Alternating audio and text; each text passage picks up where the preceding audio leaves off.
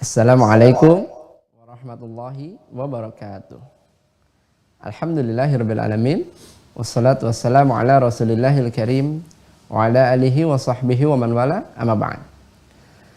Alhamdulillah, bersyukur pada Allah Subhanahu wa taala yang masih memberikan kesempatan kepada kita semua sehingga kita bisa kembali berjumpa pada pertemuan subuh kali ini, Jumat 18 Jumadil Akhir 1443 Hijrah atau bertepatan dengan 21 Januari 2022 Masehi.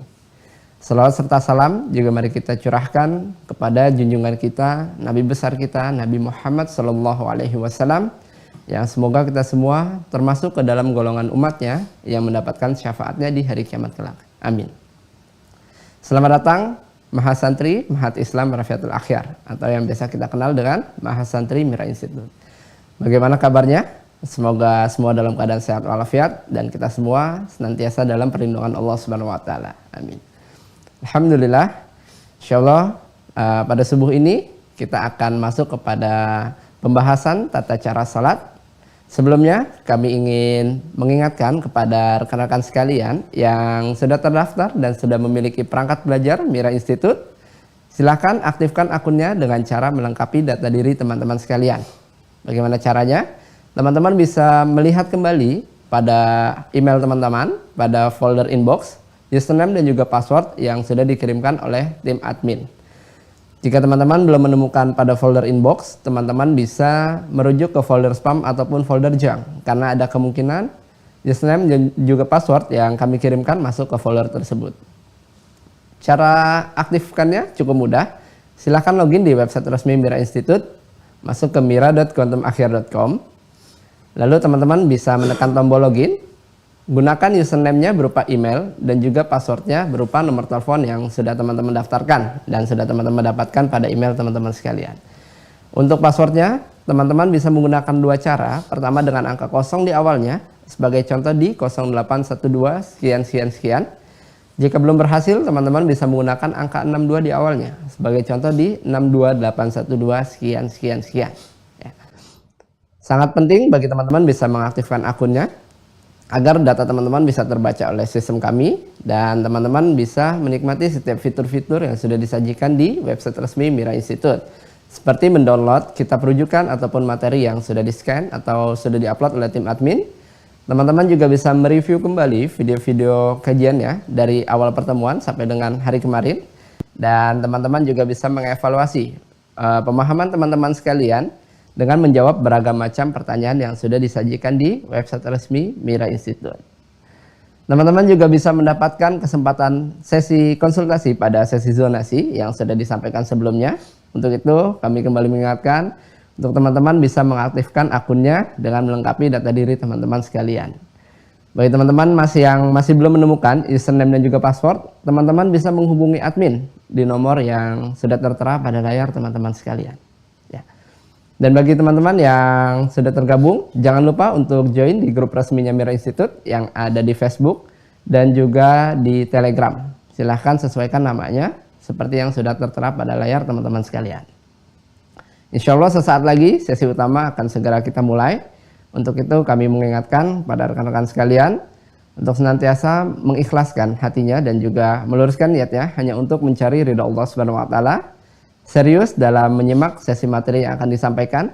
Siapkan buku dan juga alat tulisnya. Jangan lupa untuk mencatat setiap materi yang akan disampaikan. Gunakan pakaian yang sopan, yang sesuai dengan syariat. Duduk yang baik, tidak sambil rebahan, tidak sambil makan. Semoga dengan kita memperhatikan adab-adab kita di hadapan ilmu, Allah turunkan keberkahan pada kita semua. Dan Allah memudahkan kita untuk bisa memahami dan juga mengamalkan materi yang disampaikan dalam kehidupan kita sehari-hari. Untuk itu, mari kita persiapkan hati kita, pikiran kita, tepikan hal-hal yang bisa mengganggu fokus kita selama sesi materi berlangsung. Terima kasih atas perhatiannya. Assalamualaikum warahmatullahi wabarakatuh.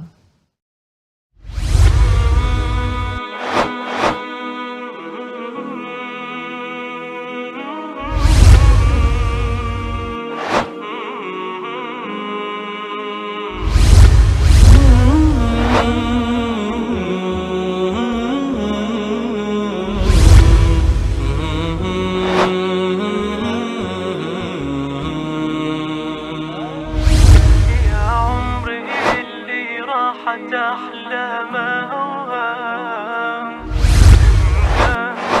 ضمت يمينك يميني لو الدين ثبت عالي على انسان.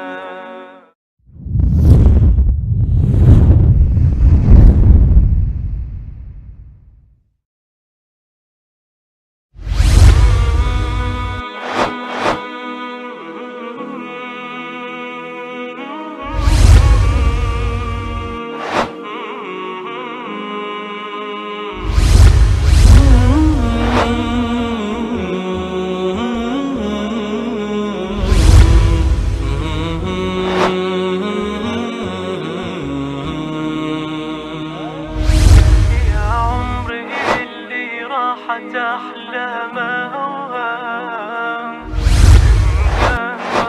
ضمت يمينك يميني لو الدين ثبت عالي على انسان.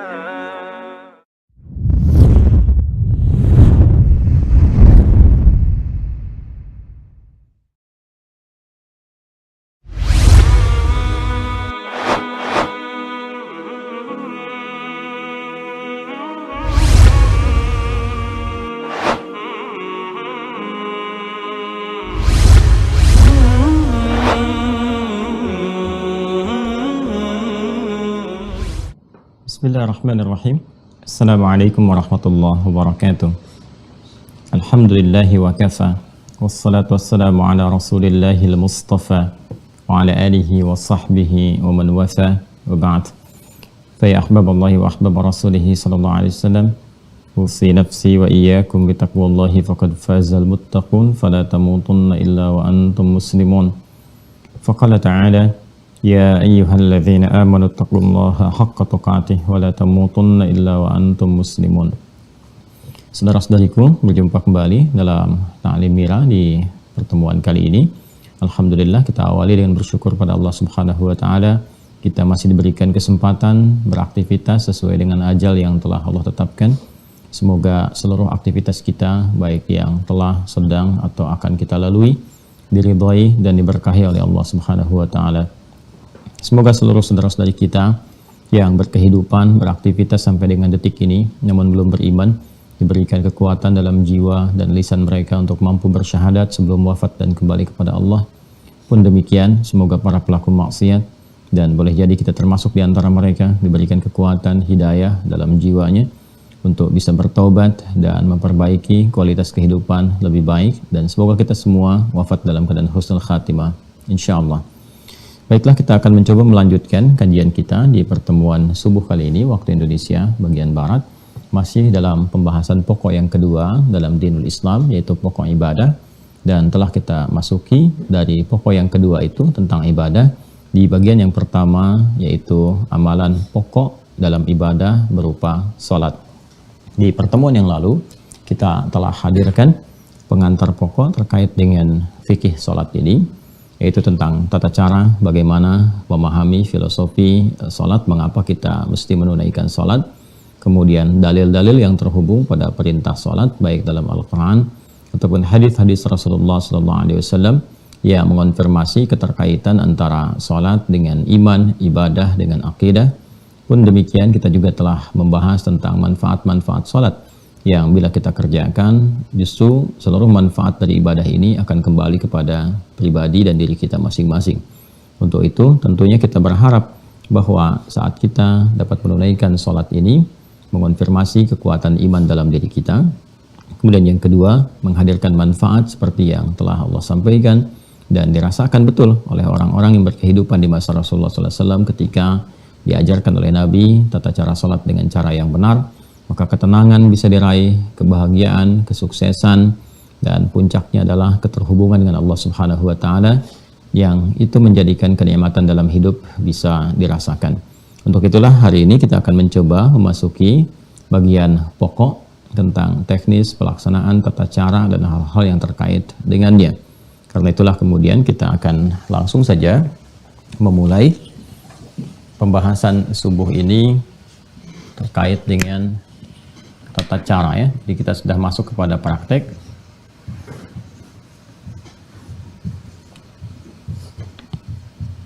tata cara sholat. Mohon berkenan untuk diingatkan bahwa bagi yang baru bergabung dengan sesi pertemuan kita di kesempatan ini, mohon agar dapat meluangkan waktu, melapangkan hati, belajar pada video-video sebelumnya, ta'lim sebelumnya, sehingga ada ketersambungan dengan materi kita pada saat ini. Tata cara sholat. Ya. Kita mulai sebelum kita menjelaskan tentang praktek sholat dari tata caranya, dan juga terhubung pada keterangan-keterangan baik dalam Al-Quran ataupun hadis-hadis Nabi Muhammad SAW. Kita ingin lihat dulu untuk penguatan antara korelasi iman dengan ibadah yang saling terhubung satu dengan yang lainnya. Ini ada syariat, ini ada akidah, di sini ada syahadatain. Alhamdulillah. Alhamdulillah. Di sini kemudian kita beri contoh yang pertama. Ini tertukar ya. Di sini akidah, di sini syariat. Di sini akidah. Di sini syariat. Kemudian ini syahadat, wujudnya syahadatain. Asyhadu an la ilaha illallah, asyhadu anna Muhammadar Rasulullah. Kemudian di sini pembuktiannya, implementasi dari komitmen syahadatain yang pertama adalah ibadah salat. Jelas ya? Baik. Nah, kita akan masuk ke praktek ini. Sebelumnya kita turunkan dulu definisi para ulama tentang salat ini. Ya, kalau kita tuliskan dalam bahasa Arabnya kurang lebih seperti ini. Kita ambil yang umum saja. Ya. Seperti ini ya. Nanti turunannya juga bisa demikian seperti ini. Bisa ditulis begini. Ya. Bisa dalam bentuk jamak seperti ini. Sholawat. Jelas ya? Pelan-pelan. Ini bentuknya bisa begini. 1, 2, 3. Seperti ini ya. Kurang lebih demikian. Bila bentuknya seperti ini, yang pertama ini bentuknya tunggal. Ya, mufrad, singular. Sudah? Dan punya maknanya juga tunggal. 1. Maknanya 1, mufrad ya. 1 kali gitu. Bila disebutkan yang seperti ini bentuk ini alif, lam, shad, lam, waw, terus di atasnya waw ini dekat ke lam ini ada alif tegak begini ya. Kemudian tak marbutah. Ini pun bentuknya secara bahasa bentuk tunggal, tapi memiliki makna yang mencakup juga jamak. Maknanya secara makna bisa mencakup jamak. Pelan-pelan ya. Ini supaya mengerti betul, supaya paham betul sebelum ke praktek. Diulang ya. Kalau bentuknya begini, alif, lam, shad, lam, alif, ta. Maka ini bentuk tunggal. Ya, jadi tulisan seperti ini, bentuknya tunggal. Dan mengandung maknanya pun tunggal, mufrad, singular, 1 kali. Kalau bentuknya begini, alif, lam, shad, lam, waw, kemudian ta marbutah. Dan di sini antara lam dengan wawnya ada fathah tegak. Ya.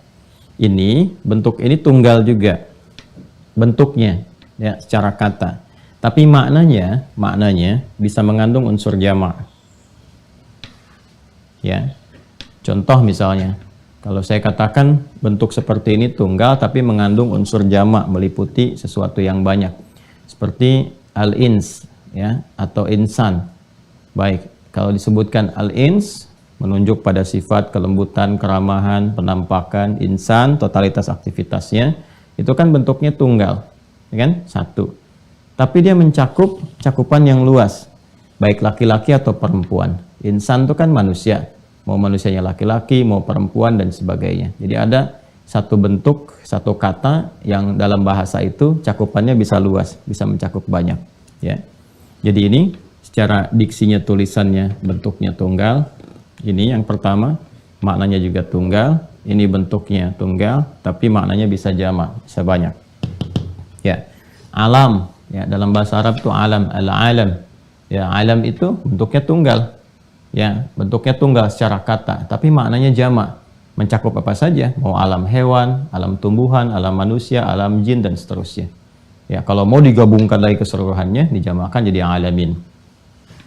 Kalau ini dijadikan bentuk jamak yang lafadznya jamak, nih katanya jamak, lafadz itu kata ya, lafadznya jamak dan maknanya juga jamak, maka seperti ini bentuknya, ya, ini ya, salawat ini lafadznya jamak,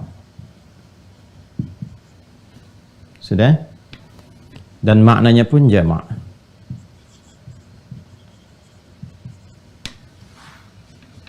Jelas ya? Baik. Ini tiga ini penting saya sampaikan karena nanti kalau kita menemukan bacaan dalam Al-Quran ataupun hadis-hadis Nabi Muhammad SAW mencakup tentang ini, kita bisa memahami maknanya kemana, ya? Contoh misalnya, kalau ini sudah jelas ini tunggal, ini tidak perlu diperdalam lagi. Yang ini nih, ya bentuknya tunggal, tapi maknanya bisa jamak.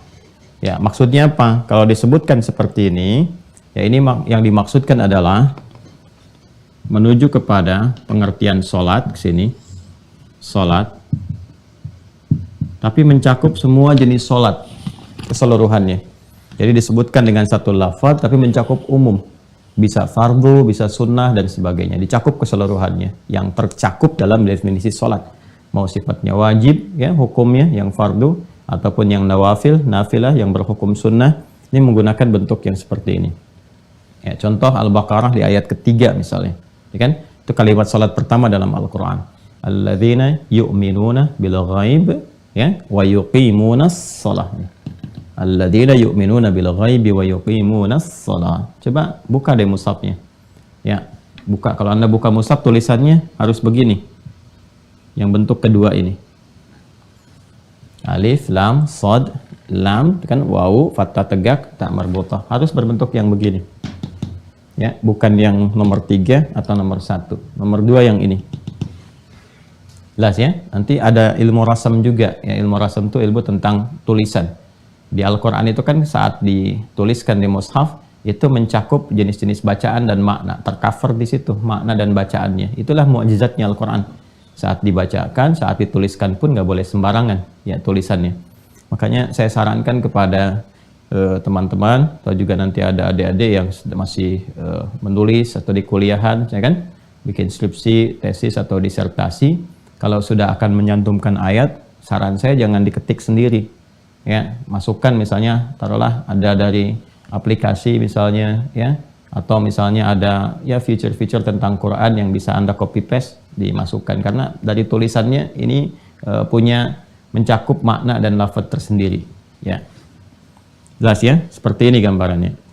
Alladzina yu'minuna bil ghaib, orang-orang takwa itu adalah orang-orang yang senantiasa meningkatkan imannya. Kalau pakai fi'il mudhari berkelanjutan ya, diterjemahkan lanjut terus-menerus, yang senantiasa meningkatkan imannya. Dengan cara apa? Ya, dia berusaha menunaikan secara maksimal ya salatnya dengan sempurna, wa yuqimunas shalah, berusaha menunaikan maksimal ya salatnya. Jadi bentuknya tunggal salat tapi mencakup bentuk jama'. Apa saja ya jenis salatnya, bisa yang fardu, bisa yang sunnah. Jadi kalau orang itu imannya sudah mulai mau meningkat, singkatnya jangankan yang fardu, yang sunnah pun dia kejar.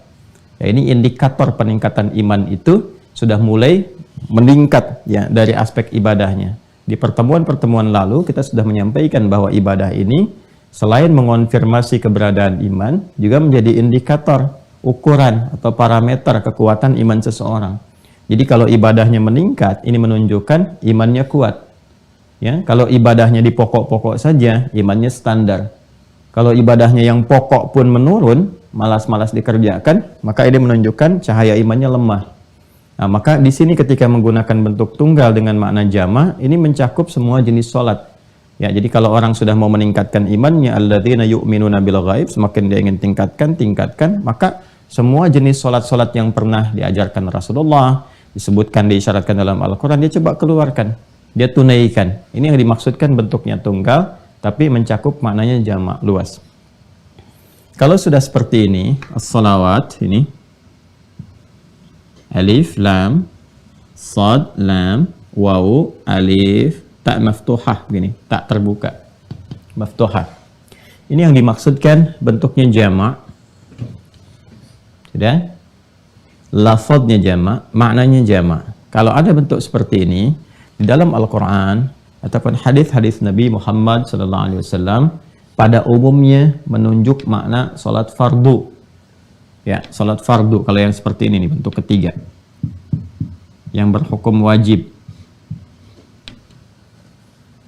Baik, salat fardu itu kan waktunya ada 5 kan, 17 rakaat. 5 waktu, 17 rakaat. Ya.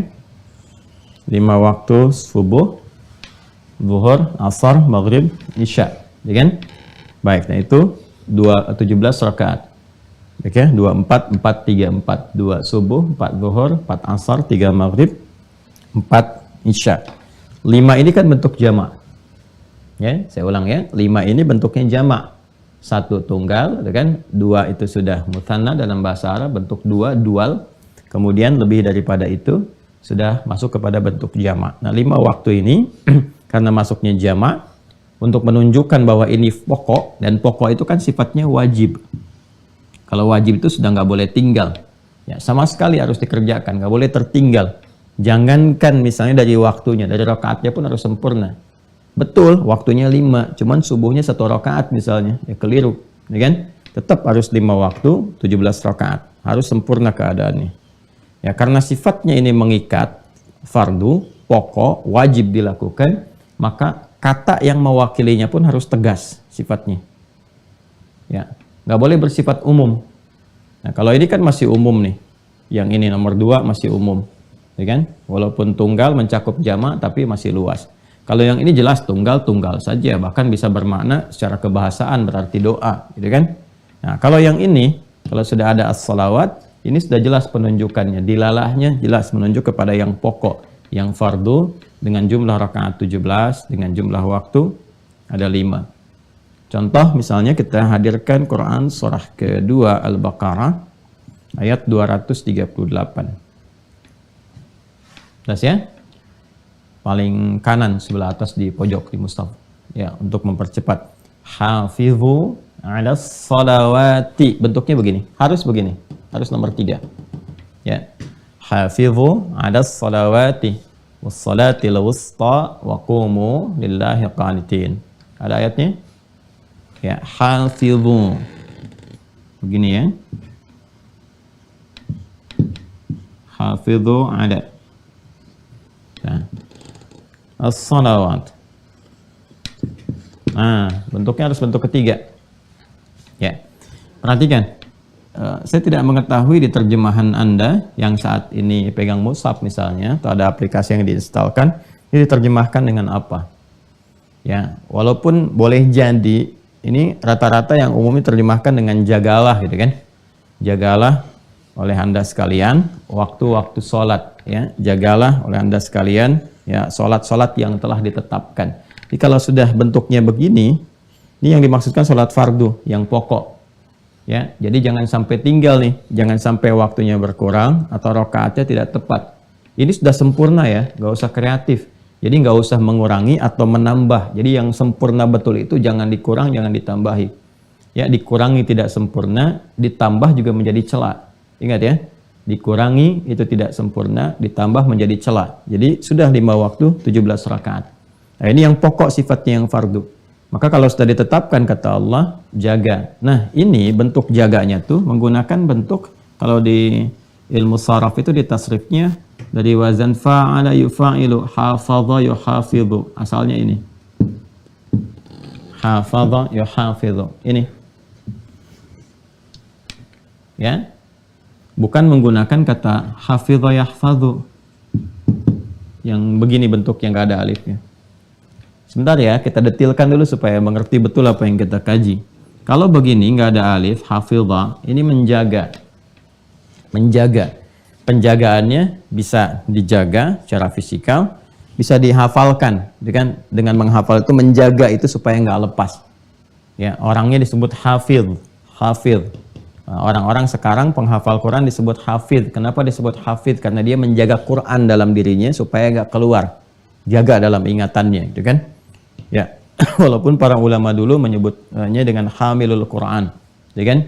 Ya, kalau di Al-Quran malah disebut dengan zikir hafalannya. Ya, orangnya zakir, ya, zakirun Al-Quran. Kembali ke sini ya. Jadi ini kalau hafidha, menjaga.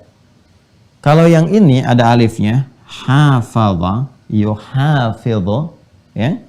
Ini sudah ada alif, maknanya mufa'alah, bermakna saling.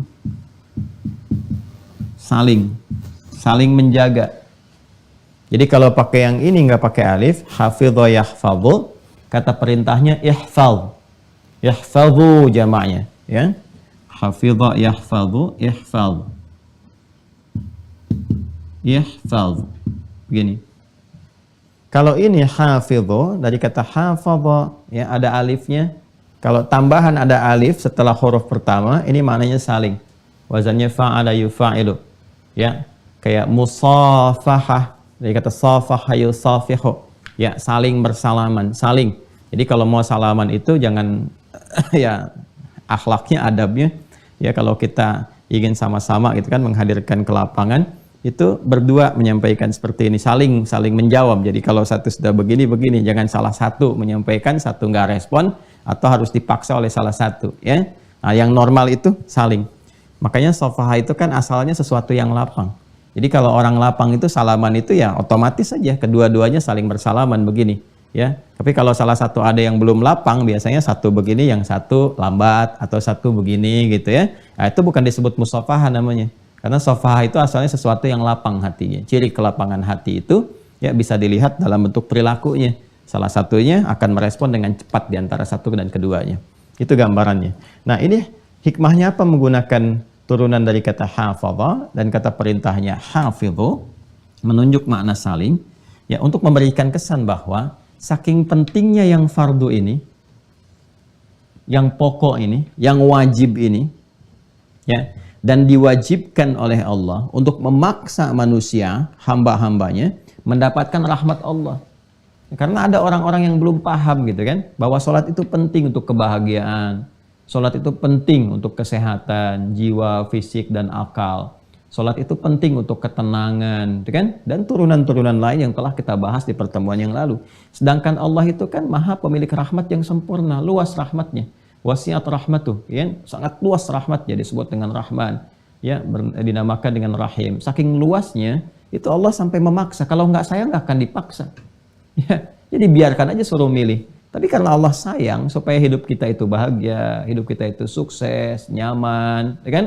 Bahkan diperdengarkan dalam pendengaran kita setiap hari, setiap berganti waktu di setiap hari, ya kan? Dari subuh masuk ke siang perdengarkan lagi, ke sore perdengarkan lagi, maghrib sampai mau tidur diperdengarkan. Ya, hayya 'alas shalah, salat, hayya 'alal falah, ya kan? Bukan buat beban, bukan untuk jadi beban, supaya kamu bahagia, sukses. Sebab ini hukum kehidupan begini, sunatullahnya begini. Dari dunia sampai kamu ke alam kubur sampai ke akhirat. Sudah ada sistemnya, Allah yang maha tahu. Ya kan? Dan tanda kepatuhan kita kepada Allah. Dipaksa itu, hukum wajib ini sifat memaksa karena sayang. Ilustrasinya begini secara sederhana ya. Walaysa kamitslihi syai'. Orang tua itu kalau melihat ada sesuatu yang penting, anaknya ngeyel, dipaksa kan? Udah kamu pergi aja. Kenapa sih? Nggak usah banyak tanya. Nah kan? Kalau udah banyak tanya-tanya begitu, udah langsung disiapin, dipaksa gitu kan. Ya kalau perlu ditarik dan sebagainya. Pada sesuatu yang sangat penting. Ya, hari mau wisuda masih santai-santai, udah tahu macet masih santai-santai, akhirnya kan dipaksa kan, ya, dan seterusnya gitu, dan macam-macam lah yang mungkin bisa terjadi dalam kehidupan kita. Nah ini seperti itu, Allah tuh Rabbi Rahman, ibu punya rahim, ya, di tempat itu disayang-sayang luar biasa, sedangkan Allah maha pemilik sifat semuanya, maka wajar kalau menetapkan hukum wajib itu untuk memberikan kesan rahmat yang sangat luas, ya. Nah ini, saking pentingnya ini, diminta kita itu saling menjaga. Karena boleh jadi yang satu itu tidak ingat. Ya, lupa. Atau tidak sadar. Kan itu sudah wajar ya. Kalau sudah lupa kan suka nggak ingat gitu kan. Nah ini kalau satu itu lupa, tidak tahu waktu, yang lain mengingatkan. Ya, makanya sifat saling itu diikat erat sampai dengan adzan. Adzan itu kan satu-satunya sekarang. Itu kan panggilan di muka bumi ini yang tidak pernah berhenti 24 jam. Kalau mau jujur diurutkan semuka bumi, silahkan cek. Ya, dan itulah hikmahnya menjadikan setiap waktu itu kan punya perbedaan-perbedaan waktu. Ya, coba kita lihat di Indonesia aja. Jangan skup Indonesianya lah, skup provinsinya aja. Ya, dari Sabang sampai Merauke. Saya misalnya sekarang di Jawa Barat misalnya saat ini. Ya, coba bisa dilihat di Bekasi dengan di Bandung, ya, atau nanti ke Bogor, ke Depok dan sebagainya, itu bisa ada perbedaan waktu. Baik dari detik sampai ke menit. Jadi menariknya satu tempat pun sini adzan, selesai, tempat ini adzan, terus adzan. Kalau kita lihat tuh 24 jam nggak berhenti tuh. Ya, untuk menunjukkan kesan bahwa ya hidup manusia itu harus bahagia, harus sukses, jangan lupa harus tenang dan sebagainya. Kuncinya ini. Ya, kadang-kadang memang ada yang aneh dalam kehidupan tuh. Minta diberikan jalan tapi jalannya nggak ditempuh. Ya, diberikan jalan sholat malah pilih jalan ninja. Ini jalan ninjaku, bukan. Jalan sholatmu itu yang harus diambil. Itu kebahagiaanmu itu ada di situ gitu. Suksesnya ada di situ. Kenapa harus cari yang lain? Ya kan? Nah, jadi ini gambarannya ya. Jadi disinilah penting kemudian ini diterjemahkan dalam bentuk perilaku. Karena itu wajar kalau dalam kehidupan, awas ya, karena ini fitrah. Ini sudah firman Allah. Kalau sudah firman melekat jadi fitrah.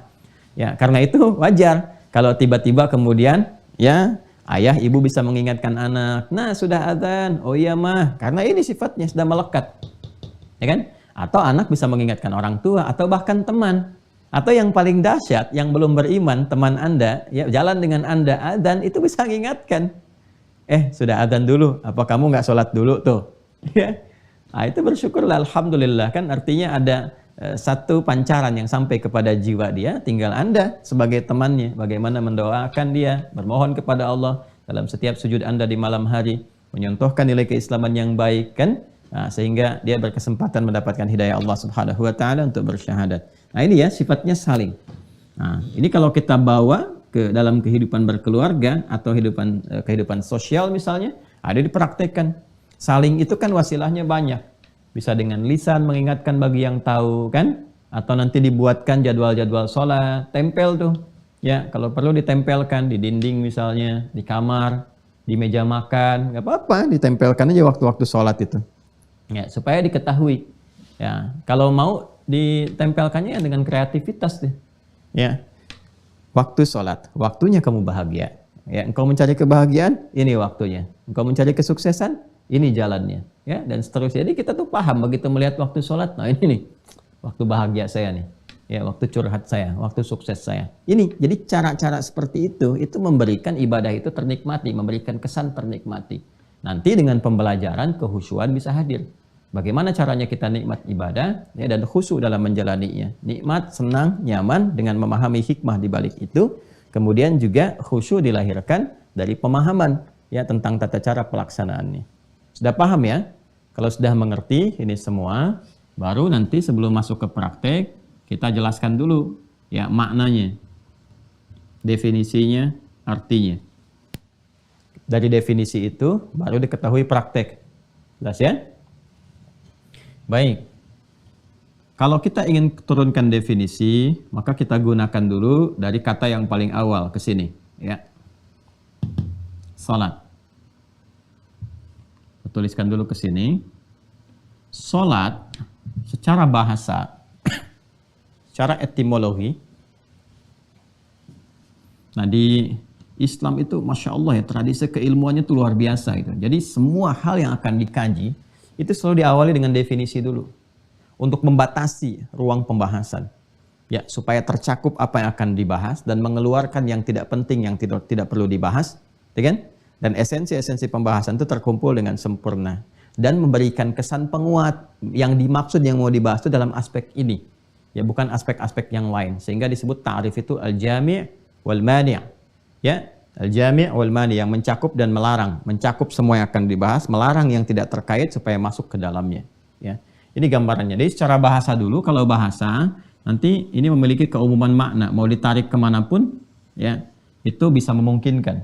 Secara bahasa, kata sholat ini itu punya makna yang serupa dengan doa, doa, ya, berarti doa. Anda kalau mau buka kitab fikih manapun yang menerangkan tentang sholat dengan pendekatan mau dari jalur madhab manapun, yang populer misalnya kan yang 4 itu, mau Hanafi, Maliki, Syafi'i ataupun Hambali rahimahumullahu jami'an, itu definisinya nggak ada yang beda. Ya, secara bahasa diartikan apa? Doa. Ya, disebut dengan demikian karena memang isi sholat itu seluruhnya doa, umumnya doa, permohonan-permohonan kita kepada Allah Subhanahu wa ta'ala. Inna salataka sakanul lahum, ya. Dan doakanlah mereka Muhammad sallallahu alaihi wasallam, sungguh doamu atau sholatmu atau doamu itu, ya, itu akan menenteramkan bagi mereka. Nah, perhatikan baik-baik. Selalu ada pertanyaan begini. Awas ya. Nah, ini detilnya. Jadi di bahasa Arab itu ada detil. Kalau kita ngaji di ilmu bahasa, ada detil. Kalau sholat itu sama dengan doa, kenapa nggak disebut doa aja? Jelas ya? Kalau sholat sama dengan doa, kenapa nggak disebut doa aja? Ya, nah inilah uniknya dalam bahasa Arab itu ada kekayaan literasi kata gitu ya. Jadi satu makna itu, ya, atau satu kata itu maknanya bisa berbeda dengan kata yang lain yang kadang-kadang orang-orang awam mengartikannya dengan serupa. Ya, seperti pujian itu ada detil ya. Ada alhamdu, ada asthana misalnya. Ya, kapan itu digunakan? Seperti duduk, ada jalasa, ada qa'ada. Kapan itu digunakan? Ada detilnya. Jadi kalau kita katakan sholat itu doa, kenapa nggak disebut doa aja ibadahnya? Tuh kan?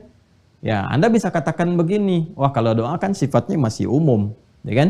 Tapi sholat kan khusus, boleh seperti itu, ya. Nah, hanya detilnya adalah kita temukan di kalimatnya, gini. Kita temukan di kalimatnya. Perhatikan baik-baik ya. Dengan membahas detil katanya itu, kita akan temukan kemudian dari akarnya. Doa ini, akarnya dari kata da'a yada'u. Da'a yada'u. Ya, doaan. Wa da'watan, dakwah juga dari sini. Dakwah itu menyeru, ya, mengajak dan sebagainya. Ya, ada unsur memohon juga di dalamnya. Kalau kepermohonan jadi doa, doa itu bahasa Indonesia dari bahasa Arab ya. Dan kita itu bahasa Indonesia banyak sekali menyerap dari bahasa Arab, banyak sekali. Ya, bahkan ada yang di lembaga-lembaga pemerintahan, majlis permusyawaratan rakyat itu bahasa Arab semua. Majlisnya bahasa Arab, permusyawaratan bahasa Arab, rakyat bahasa Arab ya. Dewan Perwakilan Rakyat bahasa Arab juga semua itu. DPR tuh bahasa Arab semua isinya tuh. Dewan dari kata diwan, kan? Kemudian apalagi perwakilan, wakil itu bahasa Arab, ya. Ya, diberikan awalan dan akhiran aja gitu kan. Kemudian rakyat ya dari bahasa Arab juga. Ya, jadi banyak dari bahasa Arab terserap ya karena asimilasi yang dulu terjadi. Langsung ke sini saja, ya. Ini doa. Dari kata da'a asal katanya, kalau sifatnya permohonan disebut doa, kalau ajakan disebut dengan dakwah. Perhatikan baik-baik ya. Salat akar katanya. Ya, kalau saya bilang akar berarti ke awalnya, infinitifnya. Ya, kadang-kadang saya melampaui di tasrif ya, derivasi kata sorof untuk menemukan ke akar awalnya. Ini yang penting saya tekankan karena ada beberapa yang kadang-kadang kurang memahami ya. Ketika saya misalnya menerangkan, taruhlah turunan kata misalnya kan, ahsana yuhsinu, ya kan? Ihsan. Kalau saya katakan ihsan itu akar kata awalnya itu dari kata hasuna, gitu kan? Nah, karena ada yang suka keliru paham. Salah tuh Ustaz Adi, harusnya dari ahsana. Nah, itu bicara tasrif. Kalau kita bicara tasrif betul ahsana yuhsinu ihsanan.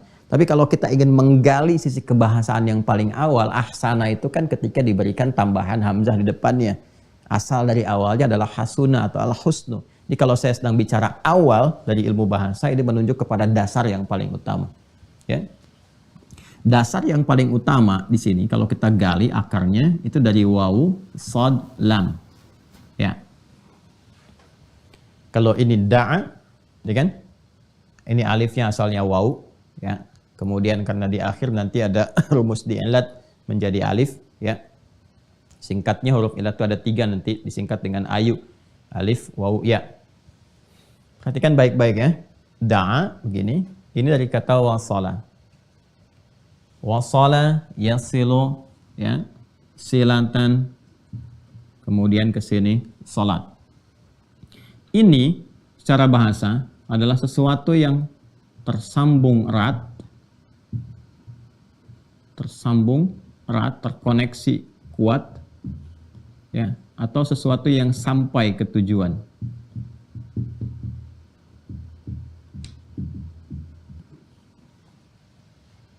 Pelan-pelan ya. Kita masih bahas pengertian bahasa nih. Wasala itu dasarnya sesuatu yang tersambung erat atau sampai ke tujuan. Ya kan? Makanya ada dari sini kata wusul. Wusul itu sampai. Ya. Wasala Muhammad fi Sumatra ya, ams sa'ah 7 sabahan. Ya, Muhammad sampai di Sumatera kemarin jam 7 pagi. Ya, itu sampai ke tujuannya. Jelas ya? Sesuatu yang tersambung atau terhubung secara erat. Juga akarnya dari sini. Silah, wasala yasilu, ya, ada waslan, wusul, silatan, silah. Silah. Wesel itu dari bahasa Arab juga tuh, wesel. Artinya sesuatu yang sampai, kalau ngirim diharapkan sampai ke tujuan. Ya. Silah, sesuatu yang terhubung erat. Masih ingat silaturahim? Ya kan? Silaturahim, kalau Anda mau kumpul-kumpul kan Anda katakan saya mau silaturahim dulu, ya kan? Nah, silah itu artinya sesuatu yang terhubung dengan kuat. Ya, rahim, satu bentuk perhatian, kasih sayang yang bersumber dari hati yang paling dalam. Bentuk perhatian, kasih sayang yang bersumber dari hati yang paling dalam. Jadi diharapkan dengan bertemu itu, ya kan? Bisa saling ngobrol, bercengkrama, cerita, sehingga melahirkan rasa perhatian, ya kan? Berkasih sayang secara umumnya satu dengan yang lainnya, sehingga melampaui ruang, ya bahkan waktu dari tempat Anda berkumpul sebelumnya. Jadi suksesnya silaturahim itu bukan saat kumpulnya. Kalau saat berkumpul Anda menyapa, wajar orangnya ada. Nanti setelah selesai itu, itulah saat Anda mampu mendoakan kawan Anda itu. Mampu menyapa dia, bertanya kabarnya. Itu yang dimaksudkan silaturahim. Jadi tetap terhubung dengan erat walaupun sudah berpisah ruang. Walaupun sudah berbeda waktu keadaannya. Dari pertama kali bertemu itu. Itu yang disebut dengan silah. Nah, ibadah yang melatih kita sehingga terhubung erat dengan Allah Subhanahu wa taala itu puncaknya. Ya, Anda dengan manusia aja bisa berhubungan erat. Kenapa dengan Allah terpisahkan? Ya kan? Ya, Anda dengan manusia bisa ingat, kenapa dengan Allah bisa lupa? Ya, antaqulu yaumal qiyamati inna kunna an hadza ghafilin. Itu di penghujung ayat 172. Ya, surah ke-7 itu Al-A'raf. Ada orang-orang yang lupa. Mengatakan kepada Allah, saya lupa ya Allah. Ya, nasullaha, ya mereka lupa dengan Allah. Kok bisa gitu? Dengan manusia bisa ingat, dengan penciptanya sendiri dia lupa. Nah, maka kita dilatih oleh Allah, ya kan? Untuk melakukan ibadah yang sifatnya diwajibkan, sehingga dengan itu mengoneksikan diri kita, menghubungkan erat dengan Allah Subhanahu wa taala. Nah, ibadah yang melatih diri kita itu sehingga terhubung selalu terkoneksi dengan erat ya kepada Allah Subhanahu wa taala, itu ibadahnya disebut dengan salat. Ya, jadi ketika menunjuk makna kebahasaannya terkait dengan ibadah, makna kebahasaannya kenapa disebut salat? Tidak langsung disebut dengan doa, ya, karena perhatikan di sini ada unsur penekanan dari sifat konektivitas yang ini ditekankan, bahwa ibadah yang ditetapkan nama ini memberikan kesan bahwa dengan kamu sholat itu kamu terhubung erat dengan Allah Subhanahu wa taala. Dan doa-doa yang kamu bacakan pun kalau sudah terhubung itu yang sampai ke tujuan, sampai kepada Allah. Ya. Jadi bagaimana Anda bisa berdoa dalam sholatnya, doanya bisa sampai, bisa khusyuk kalau Andanya nggak tersambung dengan Allah. Ya. Kan ada orang yang berdoa tapi nggak terhubung kan? Pikirannya memikirkan pekerjaan, lisannya berkata Allahu Akbar, tapi di pikirannya masih ya amalhu akbar, handphonehu akbar, dan sebagainya. Handphonenya yang lebih besar, yang banyak difikirkan, pekerjaannya, status sosialnya, dan sebagainya. Jadi ketika disebutkan sholat, ini dari namanya dan memberikan sebuah kesan yang kuat kepada kita. Kalau sedang sholat, ya nyambung. Ya, kalau sedang sholat, tepikan yang lain. Bangun konektivitas terhubung dengan Allah. Supaya apa? Supaya apa yang kita mohonkan dari kebutuhan kita itu, yang kita ingin bahagia, ingin sukses, ingin tenang hatinya, punya persoalan yang ingin disampaikan, pengen dijawab doanya, supaya sampai kepada Allah ini semua, maka terhubunglah. Ya, jelas ya? Nah ini jadi kenapa disebut sholat secara bahasa, dia mengandung unsur doa, ya, tapi tetap diberikan nama dengan sholat, bukan dengan kalimat doa, ingin menekankan ini, ketersambungan kepada Allah yang kuat, sehingga dengan ketersambungan itu, doa-doa yang disampaikan itu sampai kepada Allah, dan mudah untuk dikabulkan. Jelas sampai sini? Jelas ya? Jadi kalau Anda ngaji di kitab-kitab fikih, Anda sampainya ke sini. As-salatu lughatan ad-doa. Salat secara bahasa itu doa, selesai. Tapi kalau Anda ingin dalami sampai ke sini, ya, ke fikih lughah, nanti mungkin di pertemuan berikutnya ya, kalau kita coba ada kesempatan, kita tunjukkan beberapa referensi tentang buku-buku kebahasaan. Sehingga nanti kalau Anda tanya yang senang baca, senang cari referensi, nah ini Anda bisa cari di kitab ini, kitab ini, kitab ini. Ya, ini gambarannya seperti ini. Nah ini baru secara bahasa. Jadi sekarang mengerti kenapa disebut dengan sholat. Ayo sholat, sholat, sholat. Maksudnya apa? Ya, jaga ketersambungan dengan Allah. Kalau sudah terhubung, pasti dapat perhatian. Anda terhubung dengan pimpinan, punya koneksi. Saya punya koneksi nih di sini tuh, kan? Berarti yang diharapkan apa? Perhatian kan? Nah sekarang konektivitas Anda terhubungnya ke Allah. Apa yang terbatas bagi Allah? Gak ada. Ya semua tercakup. Karena itu orang-orang yang telah tuntas sholatnya, maka ciri khasnya kalau benar sholatnya itu, ya ada ketersambungan. Ya ketersambungan itu yang disebut dengan zikir. Hasilnya disebut dengan zikir. Zikir itu kan ingat. Ya. Tersambung itu kan ingat, terkoneksi, ingat. Ya. Terhubung. Terhubung. Itu yang disebut dengan zikir namanya. Ya, sehingga ketika kita pun diminta oleh Allah menunaikan sholat, balik lagi ke Quran surah ke-20 Toha, ayat ke-14. Itu faidahnya untuk menyambungkan keadaan kita dengan Allah. Ya, lihat kalimatnya. Innani anallah. Sungguh akulah Allah, aku tegaskan kata Allah, akulah Allah. La ilaha illa ana. Allah menegaskan gak ada Tuhan yang layak dipertuhankan dan disembah kecuali aku, kata Allah. Fa'budni. Maka sembah aku, buktikan keyakinanmu dengan menyembahku. Gimana caranya ya Allah? Wa aqimis shalah. Tunaikan lewat salat. Salat disebut salat. Ya, apa yang menjadikan saya mendapat manfaat dari salat itu ya Allah? Hikmahnya apa? Kenapa disebut salat? Lidzikri.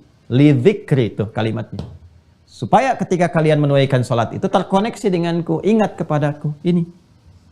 Karena itu orang yang telah tuntas sholat, telah selesai sholatnya, telah dia kerjakan, itu keberhasilannya diukur dengan kadar zikirnya. Ingat nggak kepada Allah? Ya, buka Quran surah ke-4 An-Nisa ayat 103.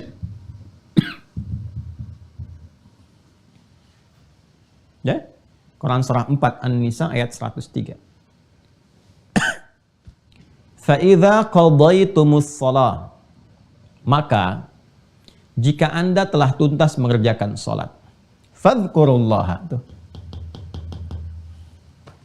Ya, kalau kita terjemahkan biasa, berzikirlah kepada Allah. Zikir itu apa? Ingat, ingat itu apa? Terkoneksi, tersambung. Ya, coba lihat di jaringan Anda sekarang yang sedang online. Coba lihat, kalau Anda buka konektivitas, connectivity jaringan, coba tersambung kan? Tersambung atau terputus? Coba lihat di pinggir komputer Anda itu sebelah kanan, ya, atau atas tuh. Sinyal terputus, sinyal tersambung kembali. Tersambung itu ya ini zikir. Ya. Fadhkurullaha. Maka orang yang telah tuntas mengerjakan sholat itu, ciri khas keberhasilan sholatnya itu bisa terlihat akan konektivitasnya kepada Allah. Segera sambungkan dirimu, koneksikan. Ya, maka orang yang telah tuntas sholatnya selesai, kalau benar-benar berhasil, maka dalam berdirinya qiyamah, dalam duduknya wa qu'uda, bahkan dalam tidur berbaringnya wa ala junubikum, itu tersambung dengan Allah. Orang yang sudah tersambung terjaga. Ya, dia ingat Allah. Kalau sudah ingat Allah kan dia berdiri mau jalan, nggak mungkin melakukan tindakan yang tidak disukai Allah, karena saat dia akan bertindak dia ingat Allah. Mau bicara, nggak mungkin kotor. Kenapa? Sebab ketika akan bicara, ingat Allah nggak suka dengan kata-kata kotor. Ya kan? Nggak mungkin, ini hari Jumat nih, nggak mungkin pulang dari Jumat tertukar sandal. Mustahil. Kenapa? Saat akan melangkah itu ingat. Jadi begitu akan pakai, nggak mungkin tertukar. Ingat, ada yang melihat, ada yang mengawasi, dan sebagainya. Itu konektivitas. Nah, orang-orang yang terus tersambung seperti ini, ya tersambung dengan kuat, maka apapun yang dia mintakan kepada Allah, itu akan terkabul dengan cepat. Ya, Anda saja kalau punya koneksi, punya ketersambungan dengan siapapun dalam kehidupan manusia itu, mudah kan mengaksesnya? Ya, Pak, saya mau ke sana, Pak. Bisa nggak disiapkan begini? Oh, biar Pak, siap. Bisa. Ya, insya Allah. Itu selesai. Sekarang apa yang mustahil bagi Allah? Minta, dikabulkan. Ada orang-orang yang saking kuatnya konektivitasnya kepada Allah, belum minta, sudah dikabul. Karena Allah Maha mengetahui apa yang dirasakan hamba itu, dan menjadi bagian kebutuhannya. Ya, kebutuhan hamba. Ini gambarannya. Nanti kalau sudah masuk ke bagian fase yang agak akhir-akhir, kita akan bahas. Ya, kenapa setelah sholat nanti ada zikir? Itu salah satu hikmahnya. Untuk menguatkan koneksi. Karena ada orang yang saat sholatnya belum terkoneksi kepada Allah. Ya, rukunnya benar. Ya, secara praktikal. Tapi hatinya kurang khusyuk. Itulah sebabnya kenapa setelah sholat, zikirnya ditambah untuk menguatkan konektivitas itu. Supaya betul-betul nyambung. Nah ini, saya ingin menjelaskan dari sisi kebahasaan dulu. Sehingga paham. Jadi kalau menemukan kata sholat, di Al-Quran, di hadis, bahkan di kitab-kitab fikih, kita mengerti, ya, jelas ya, dan manfaatnya selalu kaitkan ke sini. Di Islam tuh nggak ada yang tidak terkorelasi. Jadi selalu apa yang dikerjakan punya hikmah, punya makna, dan punya manfaat. Baru sekarang secara istilah. Istilah itu kalau sudah disebutkan, itu membatasi ruang yang akan dikaji atau diuraikan sesuai dengan frame istilah yang dimaksudkan. Dalam istilah apa? Ya, apakah dalam istilah fikih? Ya, sunnah dalam istilah fikih nanti berbeda dengan istilah usul fikih, berbeda dalam istilah ilmu hadis, ya. Nah, sekarang sholat secara umum disebut doa. Barangkali juga nanti yang lain-lain bisa menyebutkan tuh umat ini sedang sholat, ini sedang sholat, sedang sholat. Yang dimaksudkan dalam istilah fikih Islam.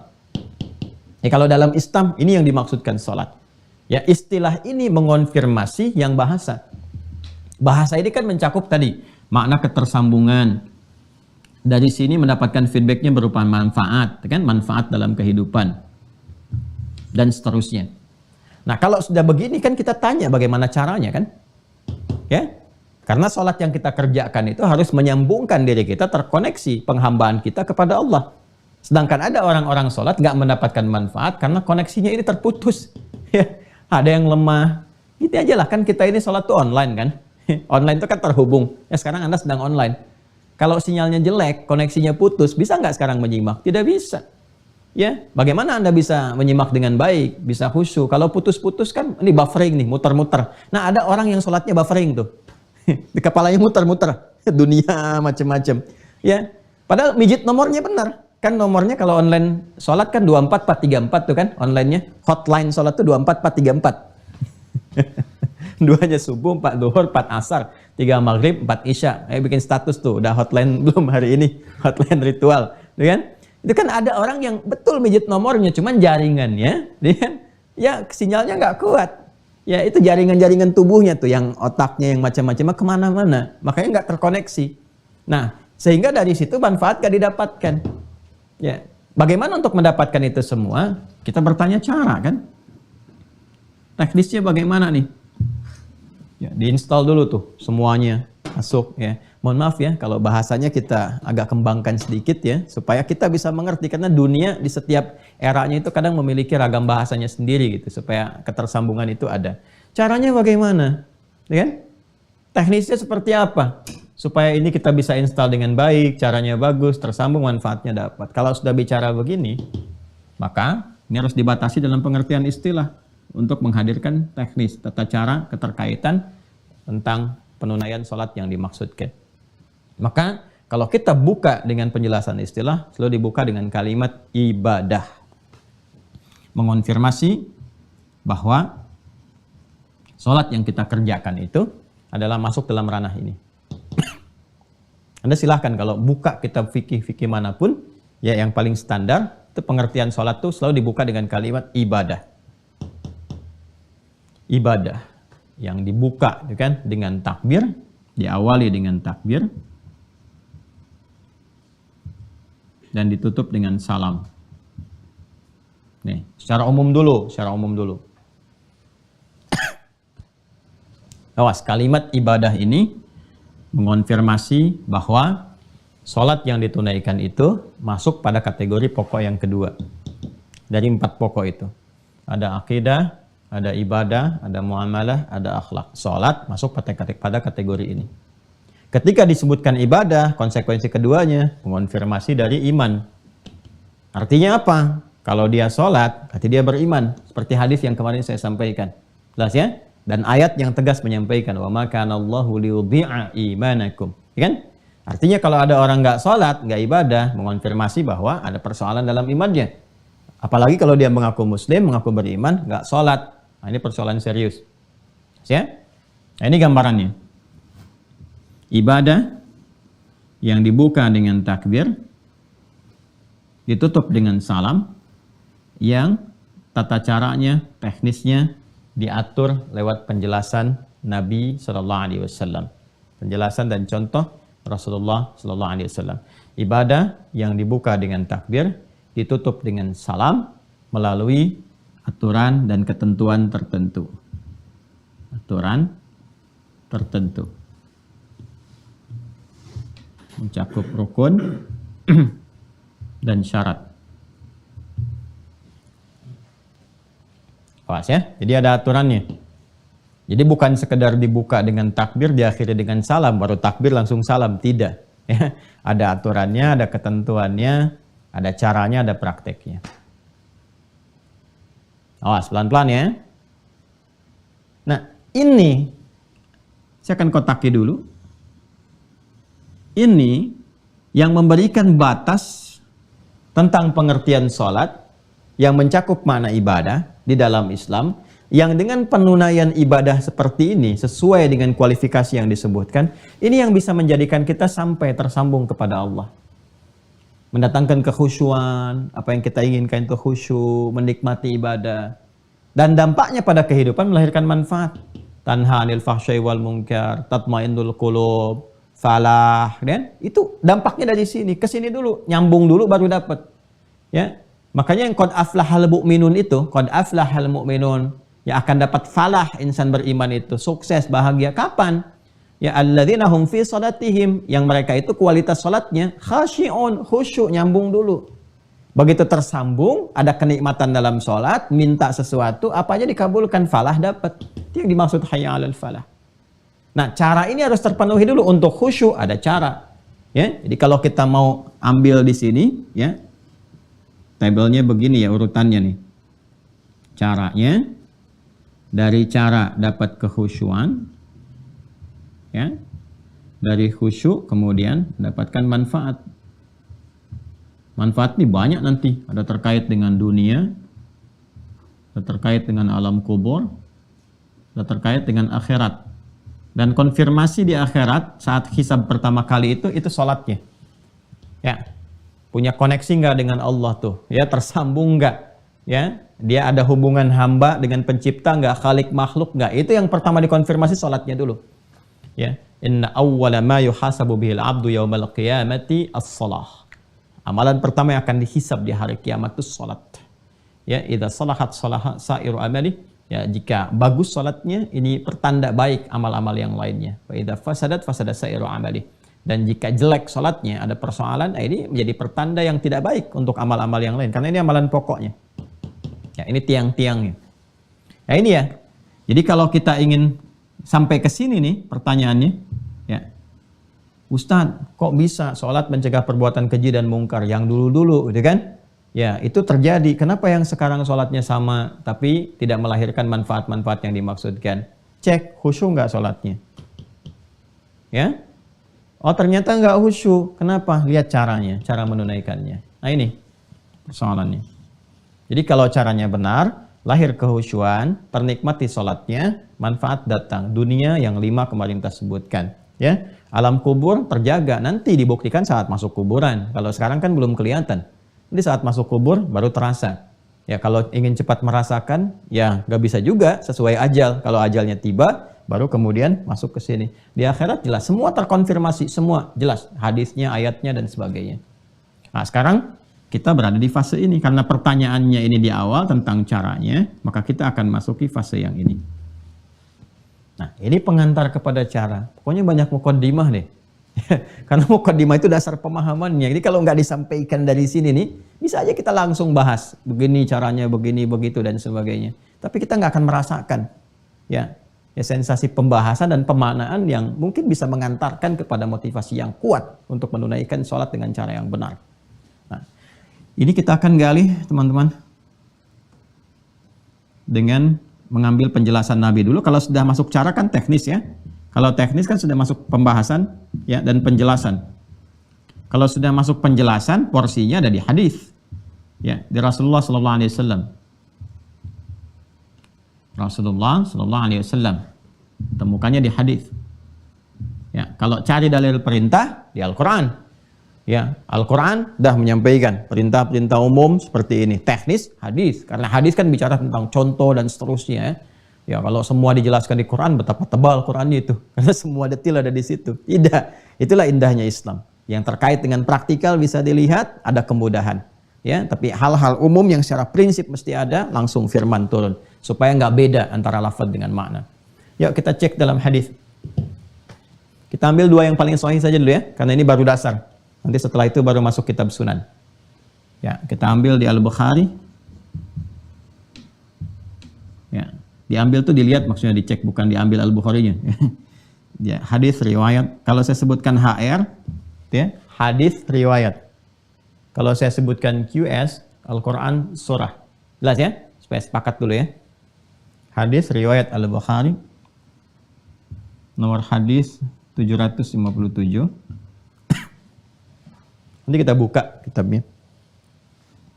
Kemudian hadis riwayat Muslim, Imam Muslim. Saya dahulukan Al-Bukhari dulu. Nomor hadis 397. Ini insya Allah kalau kitabnya sama, saya kira nggak akan beda ya nomornya. Nanti kita cek nanti ya. Ya, ini saya sudah sering menyampaikan saja, jadi masih agak ingat ini. Kita cek rawinya, sahabat Abu Hurairah. Abu Hurairah. Abdurrahman bin Sakhar. Sudah? Nanti dari Abu Sa'id, dari Abu Hurairah radhiyallahu taala anhu, dari Rasulullah sallallahu alaihi wasallam. Teruskan dulu ya. Kisahnya tentang kisah seorang sahabat ya yang ditelusuri, konon namanya Khalad bin Rafi' Az-Zuraiki. Khalad bin Rafi' Az-Zuraiki. Kalau di hadis nggak disebutkan, nanti rajulun saja, di sirah kita akan bisa lacak gitu kan, dan seterusnya. Ada yang menyebutkan ini namanya. Yaitu indahnya Islam tuh terkonfirmasi semua gitu, literasinya tuh nggak memberikan celah bagi kita itu ya untuk bisa menyoal. itu indahnya tuh. Di semua ada jalurnya, ditutup semua itu. Ya, dan kalau ada yang bermasalah langsung turun statusnya. Ya, dhaif langsung dan seterusnya, sehingga kita nggak ada celah untuk nyoal mau dari sisi mana. Ya, kita buka saja langsung ya ke hadis kitabnya. Saya pakai yang umum dulu ya. Kalau yang umum tuh maksudnya yang matannya semua. Kalau pakai syarah itu udah berapa jilid sendiri. Ya, Al-Bukhari kalau pakai syarah Fathul Bari saja udah 18 jilid. Hadis Muslim pakai syarah Imam Nawawi udah 9 jilid. Jadi saya pakai yang ini untuk memudahkan, 1 jilid yang umum semua, langsung hadisnya. Yang ini Sahih Muslim ya. Ya.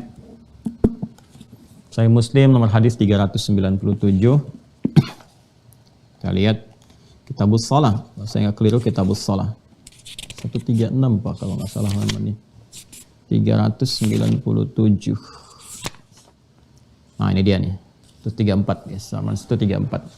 Ini ya nomor hadis 397 di sini. Ya. Ya, sebelah kanan di pertengahan. Saya simpan dulu begini. Yang ini nomor hadis 757. Konfirmasikan dulu. Bismillah. 757. Nah, ini dia. Nih, di sini ya. Halamannya 126 ini. Yuk kita konfirmasi, ini sama nih, ya, ini sama. Nanti ada juga versi riwayat yang senafas dengan ini, tapi nanti lebih lengkapnya lagi. Karena saya pernah sampaikan kan kepada Anda, kalau Nabi menyampaikan, ada yang disampaikan itu 10 orang, ya, yang mendengar atau menyaksikan. Kadang-kadang kalau cerita lagi kepada yang lain kan, ya, isinya sama, tetapi kadang-kadang versi bahasanya berbeda. Ada yang menyampaikan secara singkat begini, ada yang menyampaikan urutan-urutan dari awal, ya kan? Kamu tadi ngaji apa sama Ustadz Adi? Ya, ada 3 yang menyimak secara bersamaan. Itu ceritanya bisa beda tuh, walaupun mungkin yang disampaikan isinya sama. Ada yang mengurutkan, saya tuh ngaji tadi ya, nungguin dari jam 5, Ustadznya mulai dari jam 5.20. Ya, ada pembukanya dulu begini. Ada yang langsung nyampaikan, tadi saya ngaji pergi sholat, ya itu pembuka dulu mukadimah sampai 1 jam lebih, ya, baru masuk kepada intinya. Ada yang langsung tadi ngajinya tentang fikih sholat, cara sholat begini, manfaatnya begini, macam-macam. Intinya kan sama, cuma nanti dari gabungan semua itu kita mendapatkan manfaat lebih luas. Itu di ilmu hadis disebut al-jam'u wat taufiq, mengumpulkan semua yang terkait dengan referensi riwayat, lalu diambil petunjuknya kemana arahnya. Nah, itu yang dilakukan. Baik, kita dahulukan Al-Bukhari ya, karena tadi nulisnya di situ di Al-Bukhari. Sekali lagi ini kitab yang Al-Bukhari, halaman 126, ya, nomor hadis 757. Ya, saya bacakan di Kitabul Adzan ya, topik yang ke-10. Bismillahirrahmanirrahim. Qala al-Imam al-Bukhari qala haddatsana Muhammad bin Bashar qala haddatsana Yahya bin Ubaidillah qala haddatsani Sa'id bin Abi Sa'id an abihi an Abi Hurairah radhiyallahu taala anhu. Nah, ini tadi yang saya sampaikan. Hadis riwayat Abu Hurairah. Clear ya? Jelas ya? Baik, jadi rawinya sesuai. Anna Rasulullah sallallahu alaihi wasallam, bahwa Rasulullah sallallahu alaihi wasallam beliau mengisahkan, ya, dakhala al-masjidah, satu kali memasuki masjid. Kalau sudah pakai al-masjidah, ya, alif lam ini umumnya dipahami Masjid Nabawi. Ya, masuk ke Masjid Nabi. Fadakhala rajulun fasalla. Ya, maka nggak lama setelah itu, ya, jadi begitu Nabi masuk, di belakangnya masuk juga seorang lelaki. Pakai fa, ingat ya? Fa pernah saya terangkan. Harfu atfin rabitin baina syai'aini bila hudud, ya, huruf yang menyambungkan konjungsi antara dua peristiwa tanpa jeda. Peristiwa pertama, Nabi sallallahu alaihi wasallam masuk ke masjid. Peristiwa kedua, seorang lelaki sahabat juga masuk ke masjid, ya. Ini di awal-awal ya, di awal-awal nih masa-masa keislaman, artinya masa-masa sholat diajarkan. Kan sholat itu diturunkan perintahnya setahun sebelum hijrah kan ke Yathrib, kelak jadi Al-Madinah Al-Munawwarah. Ini di awal-awal masa Islam. Nabi masuk, laki-laki ini masuk juga. Nah, ini antara Nabi masuk dengan laki-laki masuk ini jedanya nyaris tanpa jeda. Jadi masuk, ini masuk, ikut ya. Kemudian fasalla, orang ini sholat. Ya, bisa dipahami nanti kalau kita duga, dia kan baru masuk masjid, berarti kan yang paling gampang tahiyatul masjid kan. Ya, kalau sholatnya sudah masuk sholat yang fardu, pasti berjamaah, Nabi ngimamin, sholat di belakang Nabi. Redaksinya pasti akan berbeda. Redaksinya orang itu misalnya sholat ngikut Nabi, makmum, tapi ini tidak. Ya, ini terpisah, jadi Nabi sudah masuk, orang ini masuk, dia sholat. Diduga kuat, ini sholatnya tahiyatul masjid. Nah, maka sunnahnya saat masuk masjid, ya kita tunaikan tahiyatul masjid kalau waktu itu memungkinkan. Tahiyatul masjid itu adalah setiap sholat yang dikerjakan 2 rakaat. Ya, di awal kita saat memasuki masjid. Jadi apapun jenis sholatnya tidak dirinci. Ya, idza dakhala ahadakumul masjidah fala yajlisa hatta yusalli rak'atain. Kalau Anda satu di antara Anda itu masuk masjid, maka disarankan tidak langsung duduk, ya, kecuali diawali dengan sholat 2 rakaat. 2 rakaat itu umum sifatnya apa saja. Ya, kalau Anda misalnya datang bersamaan dengan 2 rakaat sebelum subuh, ya Anda tunaikan 2 rakaat sebelum subuh. Nah, itu sudah masuk kategori tahiyatul masjid juga. Jadi dari penamaannya masuk tahiyatul masjid, jenisnya bisa macam-macam. Ya, bisa 2 rakaat misalnya nawafil, yang sunnah, rawatib bisa. Ya, atau begitu masuk sudah dimulai sholat fardu, jangan sholat sunnah sendirian, tidak. Langsung aja ikuti sholat subuhnya itu. Ya, 2 rakaat itu. Jadi itu sudah ditunaikan, 2 rakaat sudah subuhnya sudah selesai. Dan itu sudah terpenuhi juga, ya, untuk penghormatan terhadap masjidnya. Jadi semua jenis sholat 2 rakaat yang kita kerjakan saat kita ada di masjid itu sudah masuk kualifikasi itu. Itu nama umum sifatnya. Nah, sekarang saya masuk masjid aja Ustadz, bukan di waktu-waktu sholat yang khusus sifatnya. Bukan di 5 waktu itu. Jam 9 saya ke masjid, ya nggak ada waktu sholat khusus tertentu. Bagaimana? Ya tunaikan aja. Ya wudhu misalnya, kemudian niatkan. Sholatnya apa? Bisa sholat sunnah langsung misalnya, sholat sunnah wudhu, atau langsung disebutkan tahiyatul masjid, boleh. Ya, jadi mau duha boleh, atau langsung sebutkan tahiyatul masjid ya boleh. Jadi sholat tahiyatul masjid itu umum sifatnya, sepanjang setiap sholat yang rakaatnya 2. Nah, jadi orang ini sholat, fasallama. Ya, fasallama ala nabiyyi sallallahu alaihi wasallam. Begitu selesai sholat, dia mendatangi Nabi. Di redaksi lain nanti ada yang lebih panjang. Ya, begitu dia fasallama, ya, dia salam, thumma atan nabiyya sallallahu alaihi wasallam. Ya, dia datang kepada Nabi sallallahu alaihi wasallam. Ini redaksinya dipersingkat. Tadi kan gimana orang yang menyampaikan kepada kita itu redaksi yang diterima dari orang-orang yang ada, dia mengisahkan sampai kepada kita. Fasallama ala Nabi sallallahu alaihi wasallam, maka dia datang kepada Nabi sallallahu alaihi wasallam mengucapkan salam. Faradda, maka Nabi membalas salamnya. Nah, ini ingat ya, menyampaikan salam sunnah, menjawab hukumnya wajib. Jadi kalau orang mau siapapun ngasih salam, jawab. Ya, jawab. Jangan melihat perasaan karena itu hukumnya wajib. Ya, kalaupun ada sedang bersengketa, dia mengucapkan salam, jawab dulu aja. Waalaikumsalam warahmatullahi wabarakatuh. Itu bisa melenturkan juga. Ya. Ya, ada suami istri sedang punya masalah, suami pulang ke rumah, Assalamualaikum. Lam. Atau dilirik apa? Kok nggak dijawab, mah? Ya, sir. Salam nggak bisa sir, jahar, ribut lagi deh. Enggak, salam jawab aja. Ya, boleh jadi dengan itu nanti ada satu hikmah tertentu untuk melembutkan jiwa. Faradda, maka dijawab oleh Nabi SAW salamnya. Waqala, lalu Nabi langsung mengomentari tentang salatnya. Nah, ini yang menarik nih. Irji' fasalli fa innaka lam tusalli. Ya, setelah dijawab oleh Nabi, kamu salat lagi karena kamu tadi belum salat. Tuh, lihat ya. Lihat detail kalimatnya. Irji' fasalli fa innaka lam tusalli. Kamu balik lagi karena kamu tadi belum salat. Salat lagi. Ya, maka kemudian apa yang terjadi? Faraja'a yusalli kama shalla. Maka dia balik salat lagi, ditunaikan seperti yang tadi persis. Jadi dia salat seperti yang tadi. Ya. Lalu apa yang terjadi? Kemudian tsumma ja'a fa sallama 'ala Nabi sallallahu alaihi wasallam. Maka dia balik lagi ke Nabi, ngucapin salam lagi. Assalamualaikum ya Rasulullah. Dia datang kembali. Maka faqala irji' fa shalli fa innaka lam tusalli. Nabi komennya sama lagi dengan yang pertama tadi. Kamu salat lagi karena kamu belum salat. Padahal udah 2 kali itu. Ya, salatan sampai 3 kali dia melakukan itu. Jadi dia sholat, setelah selesai datang lagi pada Nabi, dia nyalamin, ya, maksudnya memberikan salam, Assalamualaikum ya Rasulullah. Dijawab Waalaikumsalam. Ya, sudah dijawab Waalaikumsalam, ya kan, dijawab salamnya, faradda alaihi. Kemudian Nabi mengatakan, kamu sholat lagi karena kamu belum sholat. Padahal sudah sholat. Diulang, datang lagi, disampaikan yang serupa sampai 3 kali. Ya, setelah yang ketiga kali ini, faqala, maka dia kemudian berkata, dia menyadari nih, ini ada yang salah nih. Saya disuruh sholat lagi pasti ada yang salah. Nah, ini yang paling menarik ya. Nah, maka apa yang dia katakan? Fawalladzi ba'atsaka bil haqq ma uhsinu ghairah. Ya Rasulullah, demi Allah yang telah mengutus engkau bil haqq dengan semua kebenaran. Kau itu yang paling benar, ajarannya benar, semua yang melekat padamu benar. Ini bahasa yang sangat sopan, halus sekali. Ya, ini sudah memberikan kesan. Apa kesannya? Bahwa pada diri saya pasti sholatnya ada yang nggak benar tadi ya Rasulullah. Gitu kan? Ada yang nggak benar. Ya, maka demi Allah yang telah mengutus engkau dengan segala kebenaran. Ya, terus dia jujur dulu. Apa jujurnya? Ma uhsinu ghairah. Ya Rasulullah, saya itu mampunya menunaikan sholat yang seperti tadi, nggak bisa lebih baik dari yang tadi. Taunya baru seperti tadi itu. Ya kan?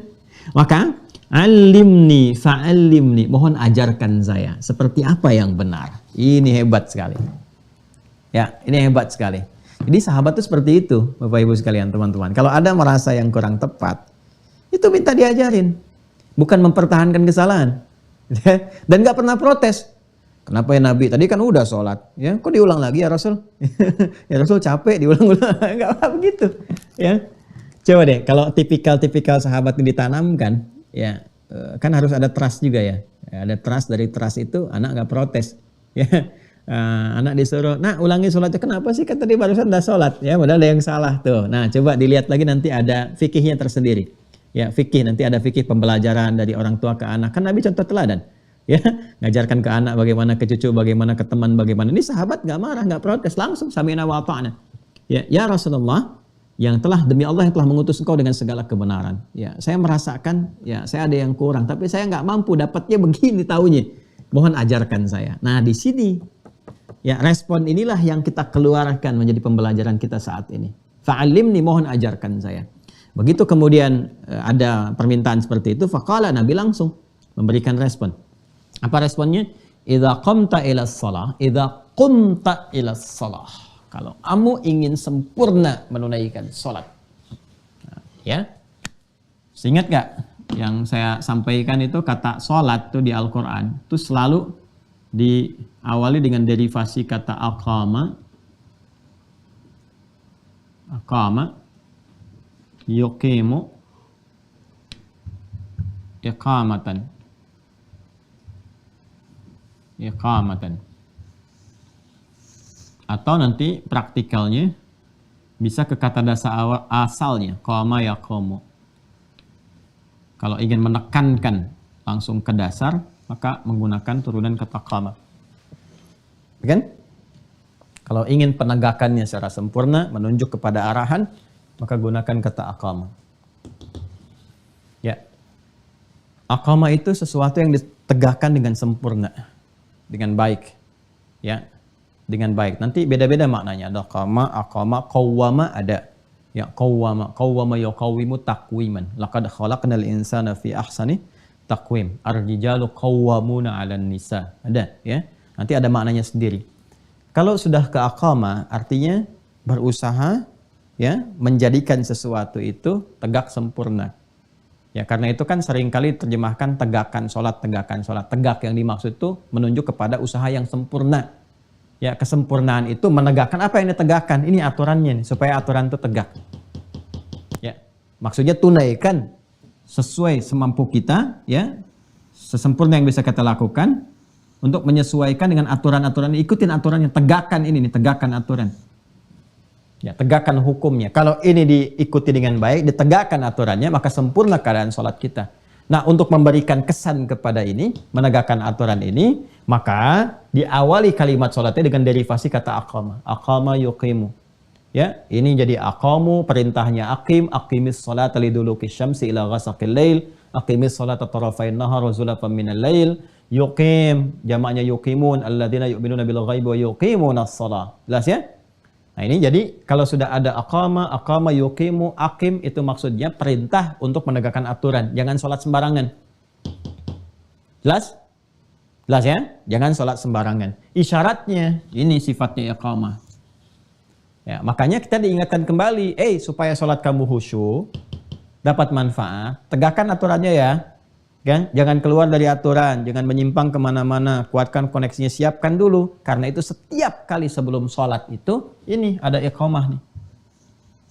Coba kalau berjamaah kita, ada yang iqamah kan? Cuma ya kita kan kadang di Indonesia umumnya senang menyingkat-singkat. Iqamah, singkat aja, qomat. Ya, qomat tuh, qomat. Qomat tuh singkatan dari iqamah. Ya, qomat. Ya, qomat. Dari mana nyingkatnya? Dari sini ketika akan ditegakkan. Qad qomatis shalah. Oh, qomat tuh. Jelas ya? Padahal isyarat awalnya untuk menegakkan ini dari kata iqamah. Aqama yuqim iqamah. Kalau di Arab biasanya orang Arab langsung iqamah. Ya akhi iqamah, ya kan? Ya akhi, ingatkan yang lain, tegakkan aturan, siap. Makanya ketika akan sholat, ini nanti ada panduan kekhusyuan. Disiapkan supaya khusyuk. Nanti saat masuk teknis, ya saya terangkan lafad-lafad iqamah itu yang senafas dengan adzan. Allahu akbar, ya kan? Asyhadu an la ilaha illallah, asyhadu anna Muhammadar Rasulullah, ya kan? Hayya 'alas shalah, hayya 'alal falah, qad qamatis shalah. Nah, pakai qad. Kenapa pakai qad? Kenapa dari aqama pindah ke qama ke sini? Nah, itu ada maknanya sendiri. Nah, jadi kalau sudah ada iqamat, artinya ini panduan kepada kita pengingat untuk mulai menegakkan aturan supaya khusyuk. Supaya khusyuk. Dan nanti kata khusyuk ini, ya kata khusyuk nanti kita akan bahas detail. Puncaknya adalah membawa kita tersambung ke sini, ke Allah. Ya. Itu nanti di Al-Baqarah ayat 45 sampai 46. Nanti kita bahas detail. Ya. Wasta'inu bis-sabri was-salah wa innaha lakabiratun illa 'alal khashi'in. Siapa khusyuk itu? Alladzina yadhunnuna annahum mulaqu rabbihim. Ini. Ya, tersambung dengan Allah. Jadi kalau kita benar ini nyimak iqamat dengan benar, belajar aturannya. Jadi begitu qamat, ya, begitu iqamah, Allahu akbar, ingat ini, terbawa kita ke sini. Jelas ya? Nah, jadi iqamah itu bukan kalimat-kalimat sembarangan, bukan formalitas sholat dimulai. Ya, bukan formalitas jamaah disiapkan, tidak. Ya, ini mengikat semua. Makanya mengikat ke imam juga.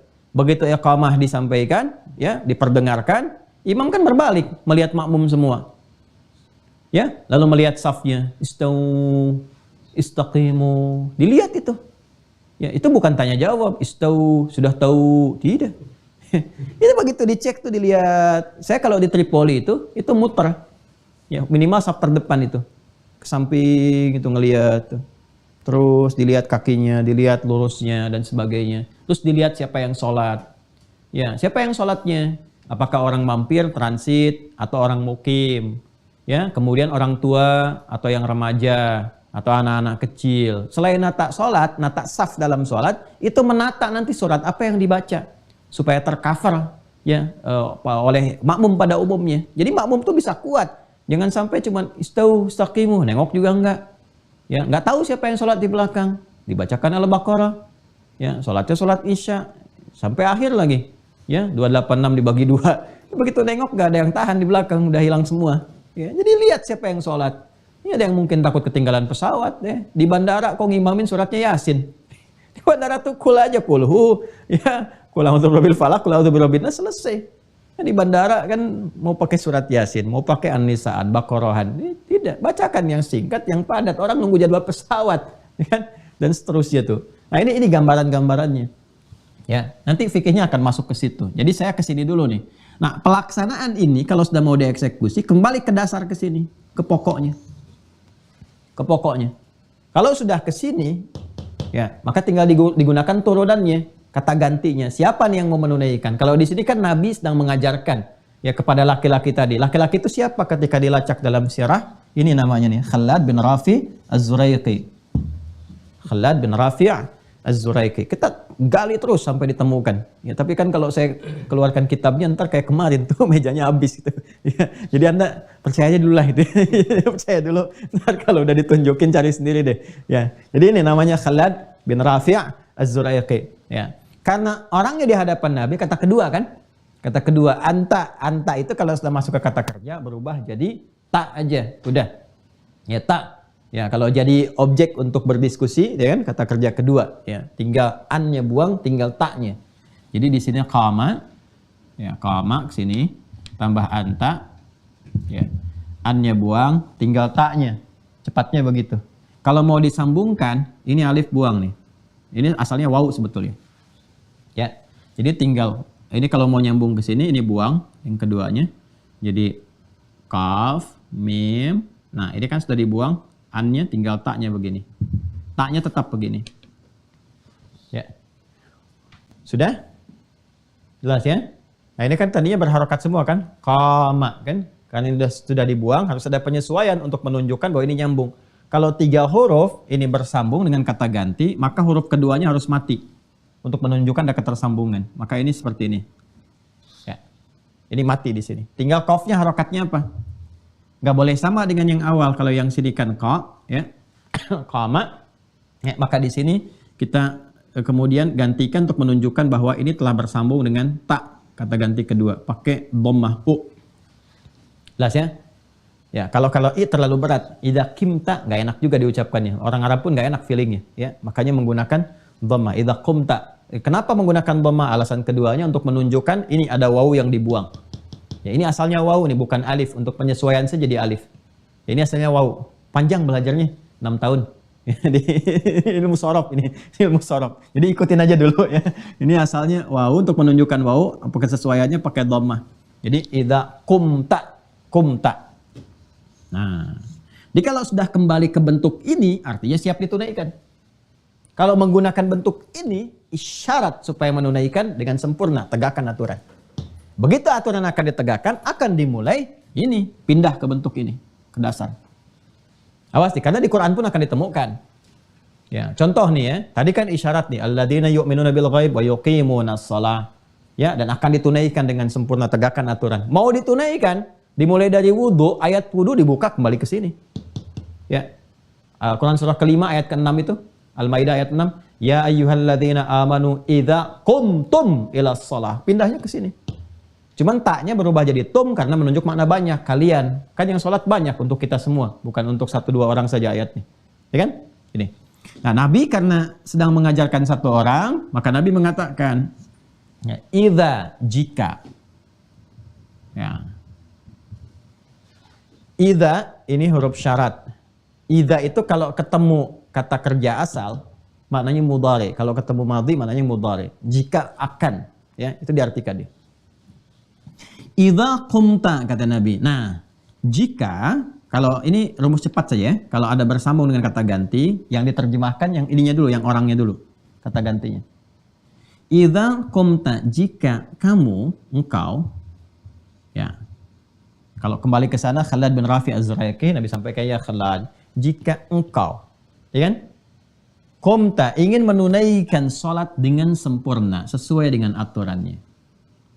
Nah, idza qumta ila shalah, jika kamu ingin menegakkan, mulai ini ya, ingin mulai melakukan sholat dengan sempurna, sesuai dengan aturannya, maka lakukan sebagai berikut.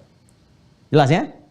Nah ini, jadi ini yang saya tunjukkan kalau menemukan kata ini di Al-Quran, tadi hadis, atau yang ini, itu perbedaannya demikian. Maaf ya, sabar ya, kalau agak detail dijelaskan supaya betul-betul paham mengakar. Bismillah, teruskan. Idza qumta ila shalah, nah kita ini masuk definisi. Nah tadi ini dahsyat tuh gini dalam Islam. Dari mana ditemukan istilah ibadah dibuka dengan takbir, diakhiri dengan salam, kan? Nah dari mana tuh? Bukan sembarangan. Ini referensinya dari sini. Ya, idza qumta ila shalah, apabila kamu ya kan akan menunaikan salat dengan sempurna, ya, menegakkan aturan itu, fakabbir, maka dibuka dengan takbir. Ya, dijelaskan oleh Nabi. Begini caranya. Nah, ini kan gambaran umum saja, ya. Nanti detailnya ada lagi di riwayat yang lainnya. Ini gambaran umumnya dulu. Makanya tadi saya sampaikan kan, yang menyimak kisah itu ada berapa orang. Ya kan? Dari sekian orang kan ceritanya bisa macam-macam. Nabi nyampaikan begini, ada yang detail menyampaikan tuh si fulan orangnya begini, diajarin begini. Bisa jadi begitu. Ya. Nanti kita akan lihat riwayat yang lainnya. Fakabbir, maka dibuka dengan takbir. Ya, tsumma qra ma tayassara ma'ak minal Qur'an. Kemudian setelah itu baca yang paling ringan, yang paling mudah yang kamu hafal dari Al-Qur'an. Ma tayassara ma'aka, yang paling ringan. Ya, ini prinsip salat itu yang memudahkan kita. Ya, ringan itu bisa relatif. Bagi orang hafal Quran ringan, ya Al-Baqarah ringan, Al-Imran ringan, ya kan? Ya, bagi yang mengawali awal-awal, ini prinsipnya memberikan kemudahan. Ya, jangan sampai kalau ada orang misalnya mu'alaf masuk Islam langsung sholat. Oh, kalau kamu mau dapat faidah yang banyak istimewa, apalin Al-Baqarah. Enggak. Dengan bismillah dulu, Al-Fatihah cukupkan dulu, ayat-ayat pendek dulu. Anak-anak juga begitu fikihnya. Ya, jika anak-anak juga yang paling ringan dulu supaya dia senang dengan sholat itu, nyaman, merasakan kenikmatan. Yang paling penting melatih konektivitas dulu. Yang penting nyambung dulu. Terus setelah sudah merasakan kenikmatan, nambah sendiri kok. Bapak Ibu juga begitu kan? Ya, kalau sudah tersambung, sudah merasa enak, pengen berlama-lama dalam sholat. Sujudnya pengen lama, berdirinya pengen lama. Silakan cek. Kalau nggak percaya silakan. Semakin iman meningkat, semakin kuat sinyalnya, semakin pengen lama terhubung. Ya, Anda aja kalau ngaji begini, ya kan nggak terasa udah 2 jam, 3 jam. Ya, bahkan kalau saya baru 1 jam mau saya akhiri aja, kok sebentar ya, udah 1 jam saya bicara. Kan, ini udah hampir 2 jam nih. Jadi kita tuh kalau sudah nyaman, apapun yang dikerjakan, itu enak aja. Ya, ini ya. Kemudian baca yang paling ringan. Faqra'u ma tayassara ma'aka minal Qur'an. Nanti dikonfirmasi di Al-Muzammil itu ayat 20. Faqra'u ma tayassara minal Qur'an. Kemudian, nah, karena yang diajarin itu Khalad. Ingat, yang diajarin Khalad bin Rafi Az-Zuraiki, yang baru pertama tuh. Ya, boleh jadi ini orang-orang baru masuk Islam kan, baru belajar di awal-awal. Ini bukan selevelnya yang Abu Bakar, yang Umar bin Khattab, Ubay bin Ka'ab, Mu'adz bin Jabal, tidak. Kalau yang itu Mu'adz aja udah beda sendiri. Ya, Mu'adz, Ubay itu isyanya sudah Al-Baqarah sendiri. Ya, masih ingat gak kisah viral tentang itu? Nanti di akhir, jangan sekarang ya, supaya nggak lompat-lompat dulu. Kemudian tsummarka. Ya, setelah kamu berdiri, baca surat yang paling mudah untukmu, ruku'. Ini umum dulu ya. Hatta tatma'inna raki'ah. Ya, sampai kamu merasa nyaman dalam ruku'. Tuma'ninah. Perhatikan ya, masih ingat gak? Yang saya sampaikan di awal tentang manfaat sholat. Kemarin masih ingat? Ya. Bukankah di antara manfaat sholat itu menghadirkan ketenangan dalam jiwa? Ya kan? Ketenangan. Ala bidzikrillahi tatma'innul qulub. Ya. Dan sholat disebut zikir. Wa aqimis sholata li dzikri. Dan manfaat sholat menghadirkan ketenangan. Nah, ini sudah manfaat pertama diberikan, disyaratkan oleh Nabi. Ya, tsumma raka', kemudian kamu ruku, hatta tatma'inna raki'an, sampai kamu merasa tuma'ninah dalam ruku. Tatma'inna, tuma'ninah itu bahasa Indonesianya tenang. Ya, itma'anna yatma'innu, itmi'nanan sifatnya tuma'ninah. Hatta tatma'inna, sampai kamu merasa tenang dalam ruku. Yang tenang itu apanya? Ya, yang tenang itu kan jiwanya. Kalau jiwanya sudah tenang, bawaan ke sikap ke apa-apanya itu nyaman. Ya, kelihatan nyaman, enak. Tapi kan kalau tenang itu kan bukan di tangan. Tangan tuh diam. Ya kan? Kalau tenang tuh kan di hati. Ya. Kalau suara diam, diam, jangan ribut, diam, jangan bergerak. Itu diam. Kalau sudah tenang, tenang tuh keadaan hati, tenang, tenang, tenang. Dari hati dipancarkan ke sikap, jadi diam. Ya, hatta tatma'inna raqian. Sampai kamu merasa tenang. Artinya apa? Jadi kalau orang sholatnya benar dari berdiri saja, itu kedampak ke hati sudah enak dan nyaman. Cirinya apa? Ketika dia ruku, tumakninah dalam ruku. Tumakninah itu apa? Salah satu maknanya ada ketenangan pada jiwanya. Begitu tenang, rukunya nyaman, beredar darah dengan sempurna, lurus, saraf-saraf yang kejepit, yang bagian punggung yang macam-macam tuh kalau benar rukunya. Nanti kalau udah masuk ruku kita tunjukkan. Ya sampai detil. Sampai air kalau dituangkan dalam satu bejana gelas disimpan di atas punggung orang ruku nggak akan tumpah. Ntar kita praktekkan, siap-siap admin, kameramen, ntar saya suruh ruku, saya simpan gelas di atasnya tuh. Ya, goyang nggak gitu, kita cek sampai akhir kajian. Mau dicek rukunya Nabi, ruku Nabi itu kan rukunya sama dengan berdirinya. Jadi kebayang kalau berdirinya baca 5 juz itu, ya ukuran 5 juz ruku. Ya, nah itulah kalau orang sudah nikmat tuh udah nggak bisa diukur dengan yang biasa. Jelas ya? Nah jadi itu manfaat tuh terkorelasikan. Jadi saat bersamaan terasa. Ya, bahkan dahsyatnya kalau orang benar sholat itu kadang-kadang baru ngadap kiblat, baru takbir udah nangis. Udah bisa nangis. Ya, ada yang nangis, ada yang sudah merasakan kenikmatan, ada yang sudah bisa nggak diganggu sama sekali. Ya, Anda kalau saya tunjukkan kitab-kitab sirah ya, termasuk yang ditulis oleh ulama kita tapi pakai bahasa Arab itu masya Allah. Ada yang sedang sholat itu sebelum sholat ada yang kena duri. Ya, apa tuh bahasa Perancisnya mas? Kacugak ya? Kacugak tuh. Ya, kacugak tuh perapatan Ciamis. Ya, kacugak tuh kena apa ya? Beling ya, beling kecil itu. Ya, kena kaki misalnya. Ya.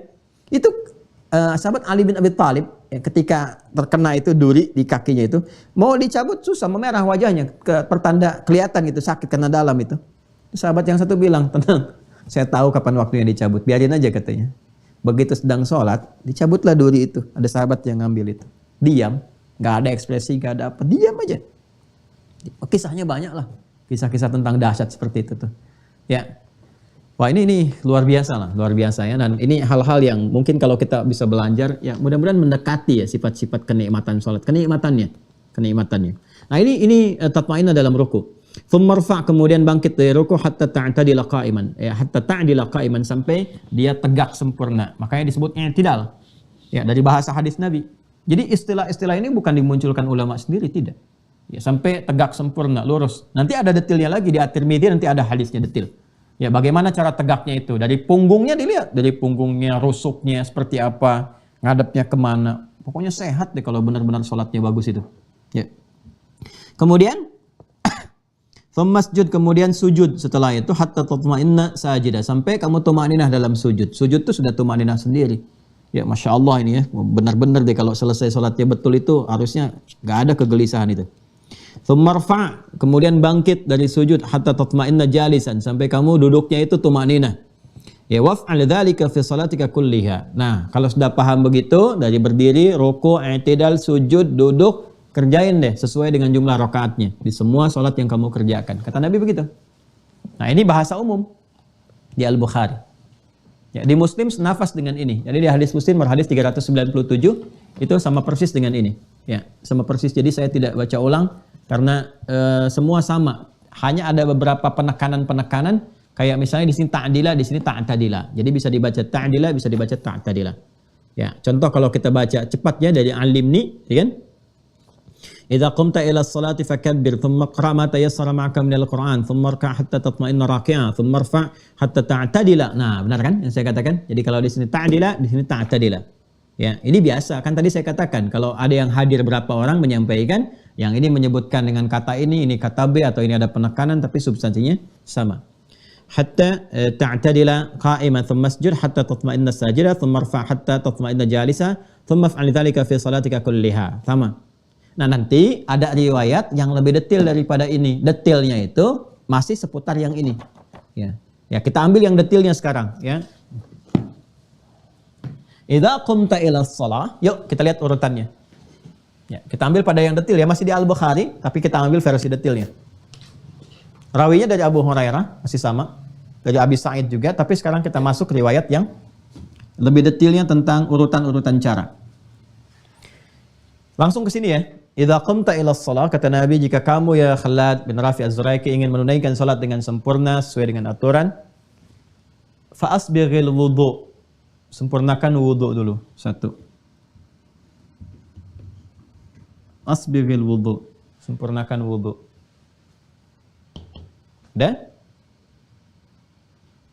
Dan kesempurnaannya menggunakan kata isbagh. Asbighil wudu.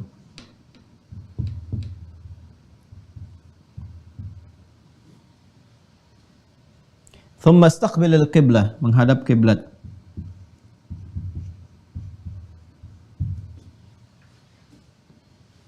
Sudah? Idza qumta ila shalah fa asbighil wudu, thumma istaqbilil qiblah. Kemudian menghadap ke arah kiblat. Ya, setelah sempurna ini baru dimulai. Fakabbir, baru dengan bertakbir. Nanti di situ ada detil. Dimulai salat. Mulai praktek salat. Ya. Sampai akhir nanti. Ya, dan nanti yang dari sampai akhir dikonfirmasi di hadis-hadis lain. Nanti saya tunjukkan hadis-hadisnya. Ada yang di Abu Daud, ada yang di At-Tirmidzi, ada yang di An-Nasai dan yang lain-lainnya.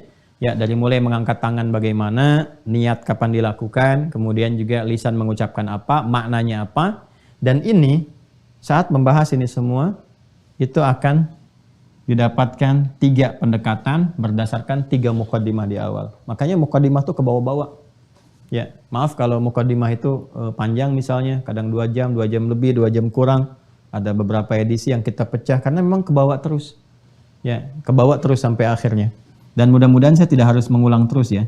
Nah, ini 3 pendekatannya cara. Sudah? Caranya bagaimana? Cara wudu bagaimana? Ya kan? Cara menghadap kiblat seperti apa? Praktek dari awal sampai akhir bagaimana? Ya. Kemudian bacaan terkait dengan makna.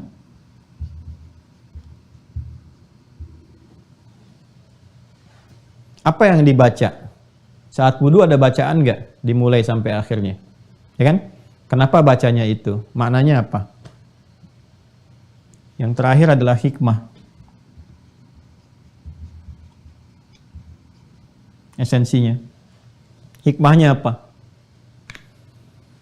Ya, hadap kiblat itu hikmahnya apa? Tangan diangkat begini apa hikmahnya? Maknanya apa? Ada artinya nggak sembarangan. Ya, jadi bukan gerakan hampa, bukan bacaan tanpa makna, karena nggak ada dalam syariat Islam yang nggak ada maknanya, semua ada. Ya, dan ini ada referensinya, ya, baik dalam nanti Al-Quran, hadis ataupun nanti petunjuk-petunjuk disampaikan oleh para ulama, termasuk kitab-kitab yang sebagian saya tunjukkan kemarin. Nah ini, nanti urutannya seperti ini, dari hadis yang kita kaji, turunan hadisnya, kemudian kita mendapatkan urutan ini. Praktek sholat yang sempurna akan dimulai dengan wudhu. Nanti dikonfirmasi oleh Al-Quran juga. Kemudian setelah selesai wudhu, menghadap kiblat. Ya, setelah itu baru kemudian dimulai sholat sampai berakhir. Ya, ini pun nanti dibagi 3 lagi. Saat akan mulai sholat, pra sholat, sedang sholat dimulai, dan pasca sholat. Tuh. Ini. Ya, jadi ini kita bisa turunkan.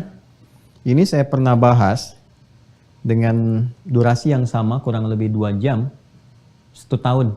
Ini selesai ini. Yang bagian ketiga itu. Ya, cuman pertemuan sebulan sekali. Ini kan pertemuan hampir tiap hari. Kayaknya bisa dipadatkan gitu kan. Insya Allah.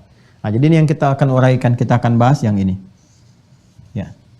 Tidak sekarang, nanti pertemuan berikutnya. Karena ini panjang nih. Kita butuh turunkan lagi. Kan kita harus bahas sesuai skema awal. Ya, makanya mohon izin sabar ya ngaji dengan saya itu. Saya nggak akan mungkin tiba-tiba langsung ngajarin ini wudhu. Maaf, bukan mengajarkan, tapi men-share kembali apa yang saya terima. Ya. Jadi nggak mungkin tiba-tiba kita share kembali, begini wudhu dan sebagainya ya. Tanpa membahas apa itu wudhu. Asal katanya apa, turunannya mana, hadisnya apa, ayatnya apa. Kalau sudah mengerti dasarnya, sudah mengerti, paham, baru kita bahas caranya seperti apa dan seterusnya. Nah ini yang dimaksudkan. Nah jadi kurang lebih seperti itu bahasan kita teman-teman sekalian di pertemuan kali ini. Alhamdulillah semoga berkah. Kalau ada hal-hal yang kurang tepat dalam disampaikan, mohon dimaafkan. Kalau ada yang tidak tepat informasi yang diuraikan, Mohon diberi catatan supaya saya bisa luruskan, dikoreksi, dan kita mudah-mudahan dibimbing oleh Allah untuk memperbaiki diri kita semuanya. Saya sudah sampaikan dasar-dasarnya, termasuk nanti juga hal-hal terkait dengan referensi kita, madhabnya juga saya nanti turunkan dan seterusnya. Dan semua itu untuk memberikan keluasan wawasan. Ya, kalau sudah luas kita dalam ngajinya, enak kita prakteknya dan juga enak berinteraksi dengan siapapun. Ya. Dan kalau ada teman-teman kita juga mempraktekkan nanti, misalnya ada pilihan-pilihan yang diambil, alhamdulillah kita pun mengerti apa yang dipilih. Ya, dengan itu maka terjalin harmoni, kebaikan, ukhuwah, dan juga puncaknya adalah perbaikan untuk pribadi kita masing-masing. Saya kira itu saya akan update terkait dengan keterhubungan ini yang zonasi. Alhamdulillah ini sudah lebih daripada 5.200 lebih, tapi kuota tinggal sekitar 500-an saya lihat tuh, 550 sekian. Ya mungkin di akhir bulan ini kayaknya udah terpenuhi, ya, atau mungkin awal bulan depan, wallahu a'lam. Kalau sudah, kita akan berhenti dulu di jumlah siswa yang sudah terhubung. Nah, nanti supaya memudahkan nanti untuk bisa menginformasikan yang terhubung, silahkan diaktifkan akunnya supaya masuk ke zonasi, dan kita akan mulai insya Allah kalau tidak esok hari Sabtu, hari Ahad ya, nanti akan diumumkan oleh admin mana yang pertama kali masuk. Saya akan juga mungkin menyampaikan bahwa Sabtu Ahad khusus untuk pengayaan pendalaman ya. Jadi nanti kita bisa berdialog, kita bagi, ini ada 7 zonasi yang sudah ada. 7 ini kalau kita bagi 2 hari ya masing-masing 1 jam, tapi menyesuaikan waktu. Kayaknya nanti insya Allah akan lebih spesifik, atau dibagi kepada 8 bagian. Kalau sebulan kan dapat 4 ya, atau dapat kita jadikan 7, satunya biar agak sedikit rehat sejenak gitu ya. Kita rehat sejenak. Jadi kita bisa sesuaikan kondisi-kondisinya. Ini satu, jadi tolong diaktifkan akunnya. Kemudian bagi yang mau bergabung, dicek deskripsi atau lihat petunjuk Ustadz Fadil menyampaikan, nanti tinggal disesuaikan. Itu satu. Yang kedua, alhamdulillah kemarin berjalan dengan lancar, kita rapat dengan arsitek ya, dengan juga unsur-unsur lain untuk pembangunan pesantren. Mohon doa teman-teman, awal bulan depan sudah kita akan memulai, dan saya juga nanti akan mengajak ya secara terbuka juga pada teman-teman, kalau kita ingin berinvestasi jariah ya, sama-sama membangun ya pesantren yang kita siapkan untuk mencetak kader ulama, dan nanti santri-santri Mira juga insya Allah bisa belajar di dalamnya. Nah, kita akan update nanti untuk teman-teman semuanya. Ya, biayanya cukup lumayan, sangat besar sekali yang dibutuhkan. Saya mungkin nggak sampaikan dulu sampai real dari hitungan dari arsiteknya ada, sehingga kita nanti bisa buka apa yang saya bisa penuhi. Ya, alhamdulillah nanti yang lain-lainnya teman-teman juga bisa saling bergabung di situ. Mari sudah kita sampaikan, kalau ada yang pembuka di Santri Mira ingin cepat sama-sama, silahkan kita sampaikan kemana rekeningnya. Ini khusus untuk pesantren aja, nggak ada yang lain-lain, semuanya ke situ, terhubung di situ. Yang di BSI nomor rekening 111 3 kali 1 4 4 4 4 4 kali 4-nya, kemudian 142 111 44 44 142 atas nama Ma'had Islam Rafiah Akhyar. Itu namanya nama pesantren. Semua lekatnya dengan semua pesantren, tidak ada yang pribadi dan sebagainya, termasuk nomor rekening, nama untuk sertifikat tanah, gedung, semuanya. Dan harapannya kalau sudah selesai ya kita niatkan ibadah, mudah-mudahan diterima oleh Allah Subhanahu wa taala. Demikian, kita berjumpa kembali di kesempatan yang akan datang. Esok dan Ahad kemungkinan akan ada jalur zonasi, kita akan infokan, dan tetap terhubung dalam kebaikan. Terima kasih atas perhatian di hari ini. Mengingatkan yang terakhir di hari Jumat, cari fadilahnya, jangan lupa doa yang pernah diajarkan oleh guru-guru kami dan kami salurkan, teruskan kepada Anda semuanya, dan sunnah-sunnah bisa dikerjakan sampai saat ini. Perbanyak salawat pada Nabi Sallallahu Alaihi Wasallam. Jangan lupa surat Al-Kahf ya, pelajari, jangan hanya dibaca. Surat Yasin pelajari, jangan hanya dibaca. Potong kuku, mandi dengan baik. Yang ikhwan Jumat, yang perempuan siapkan doa yang terbaik, dan semoga hari ini berkah untuk semuanya. Allahumma taqabbal minna innaka antas samiul alim wa tub alaina innaka antat tawwabur rahim. Allahumma ja'alna muqimis salah wa min dhurriyyatina ya arhamar rahimin. وألحقنا بالصالحين مع الذين أنعمت عليهم من النبيين والصديقين والشهداء والصالحين وحسن أولئك رفيقا. اللهم بارك لنا يا الله في هذا اليوم وفي كل الأيام الباقية يا رب العالمين كما تحب وترضى. صلى الله على سيدنا محمد وعلى آله وصحبه أجمعين وآخر دعوانا سبحانك اللهم وبحمدك نشهد أن لا إله إلا أنت نستغفرك ونتوب إليك والحمد لله رب العالمين. السلام عليكم ورحمة الله وبركاته.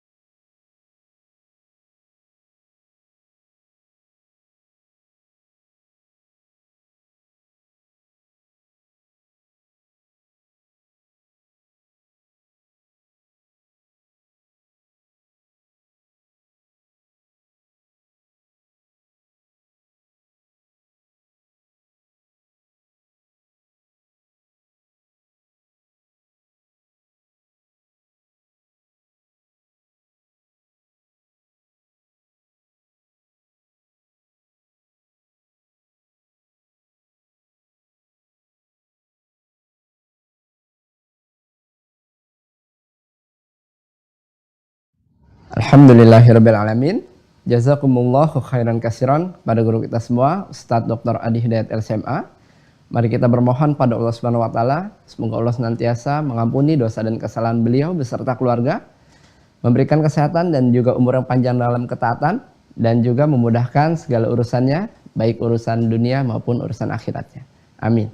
Dan tidak lupa kita bermohon pada Allah Subhanahu wa taala, semoga ilmu yang disampaikan menjadi ilmu yang bermanfaat, dan Allah mudahkan kita untuk bisa memahaminya dan juga mengamalkannya dalam kehidupan kita sehari-hari.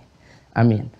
Seperti yang sudah disampaikan, insya Allah kesempatan untuk tergabung menjadi keluarga besar Mahasantri di Mira Institute masih terbuka. Silakan bagi teman-teman yang ingin mendaftar, bisa masuk ke website resmi Mira Institute di mira.quantumakhyar.com.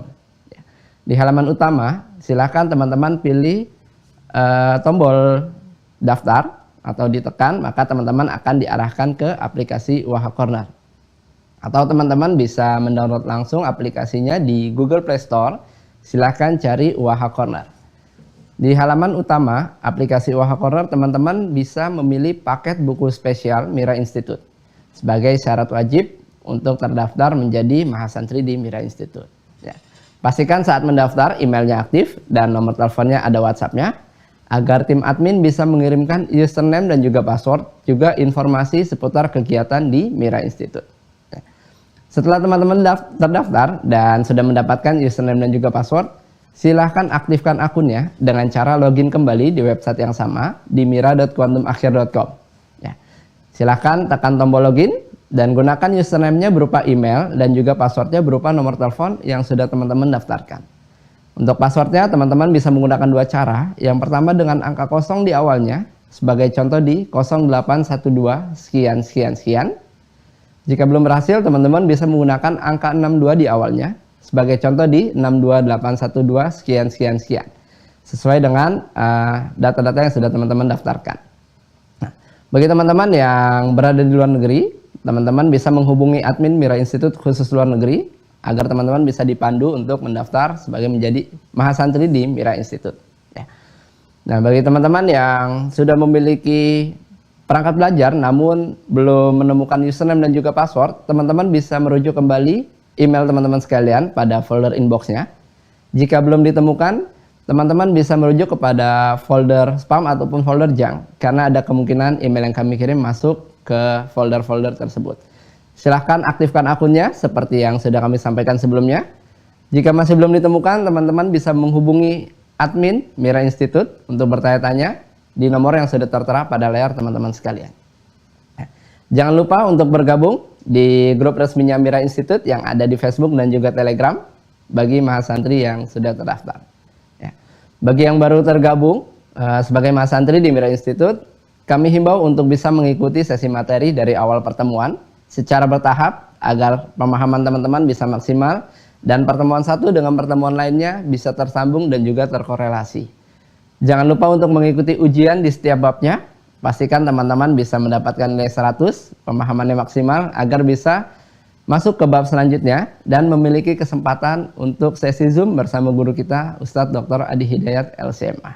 Ya. Bagi teman-teman yang secara umum ingin mengambil manfaat atau mereview kembali video-video pembelajaran di Mira Institute, teman-teman bisa mensubscribe YouTube channelnya Mira Institute. Silahkan cari logonya seperti yang ada di layar kiri atas teman-teman sekalian. Dan yang ingin mengetahui video-video terbaru dari guru kita Ustadz Dr. Adi Hidayat LCMA, teman-teman juga bisa mensubscribe YouTube channelnya Adi Hidayat Official. Jangan lupa untuk menekan tombol loncengnya agar setiap notifikasi terbaru bisa langsung masuk ke perangkat teman-teman sekalian.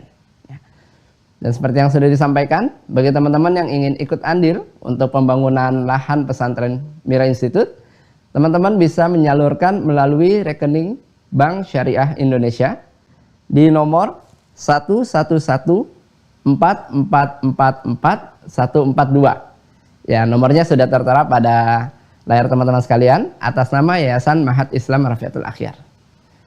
Terima kasih, itu saja yang bisa kami sampaikan. Saya Fadil, mewakili tim Mira yang bertugas. Jika ada hal yang kurang berkenan, kami mohon maaf. Assalamualaikum warahmatullahi wabarakatuh.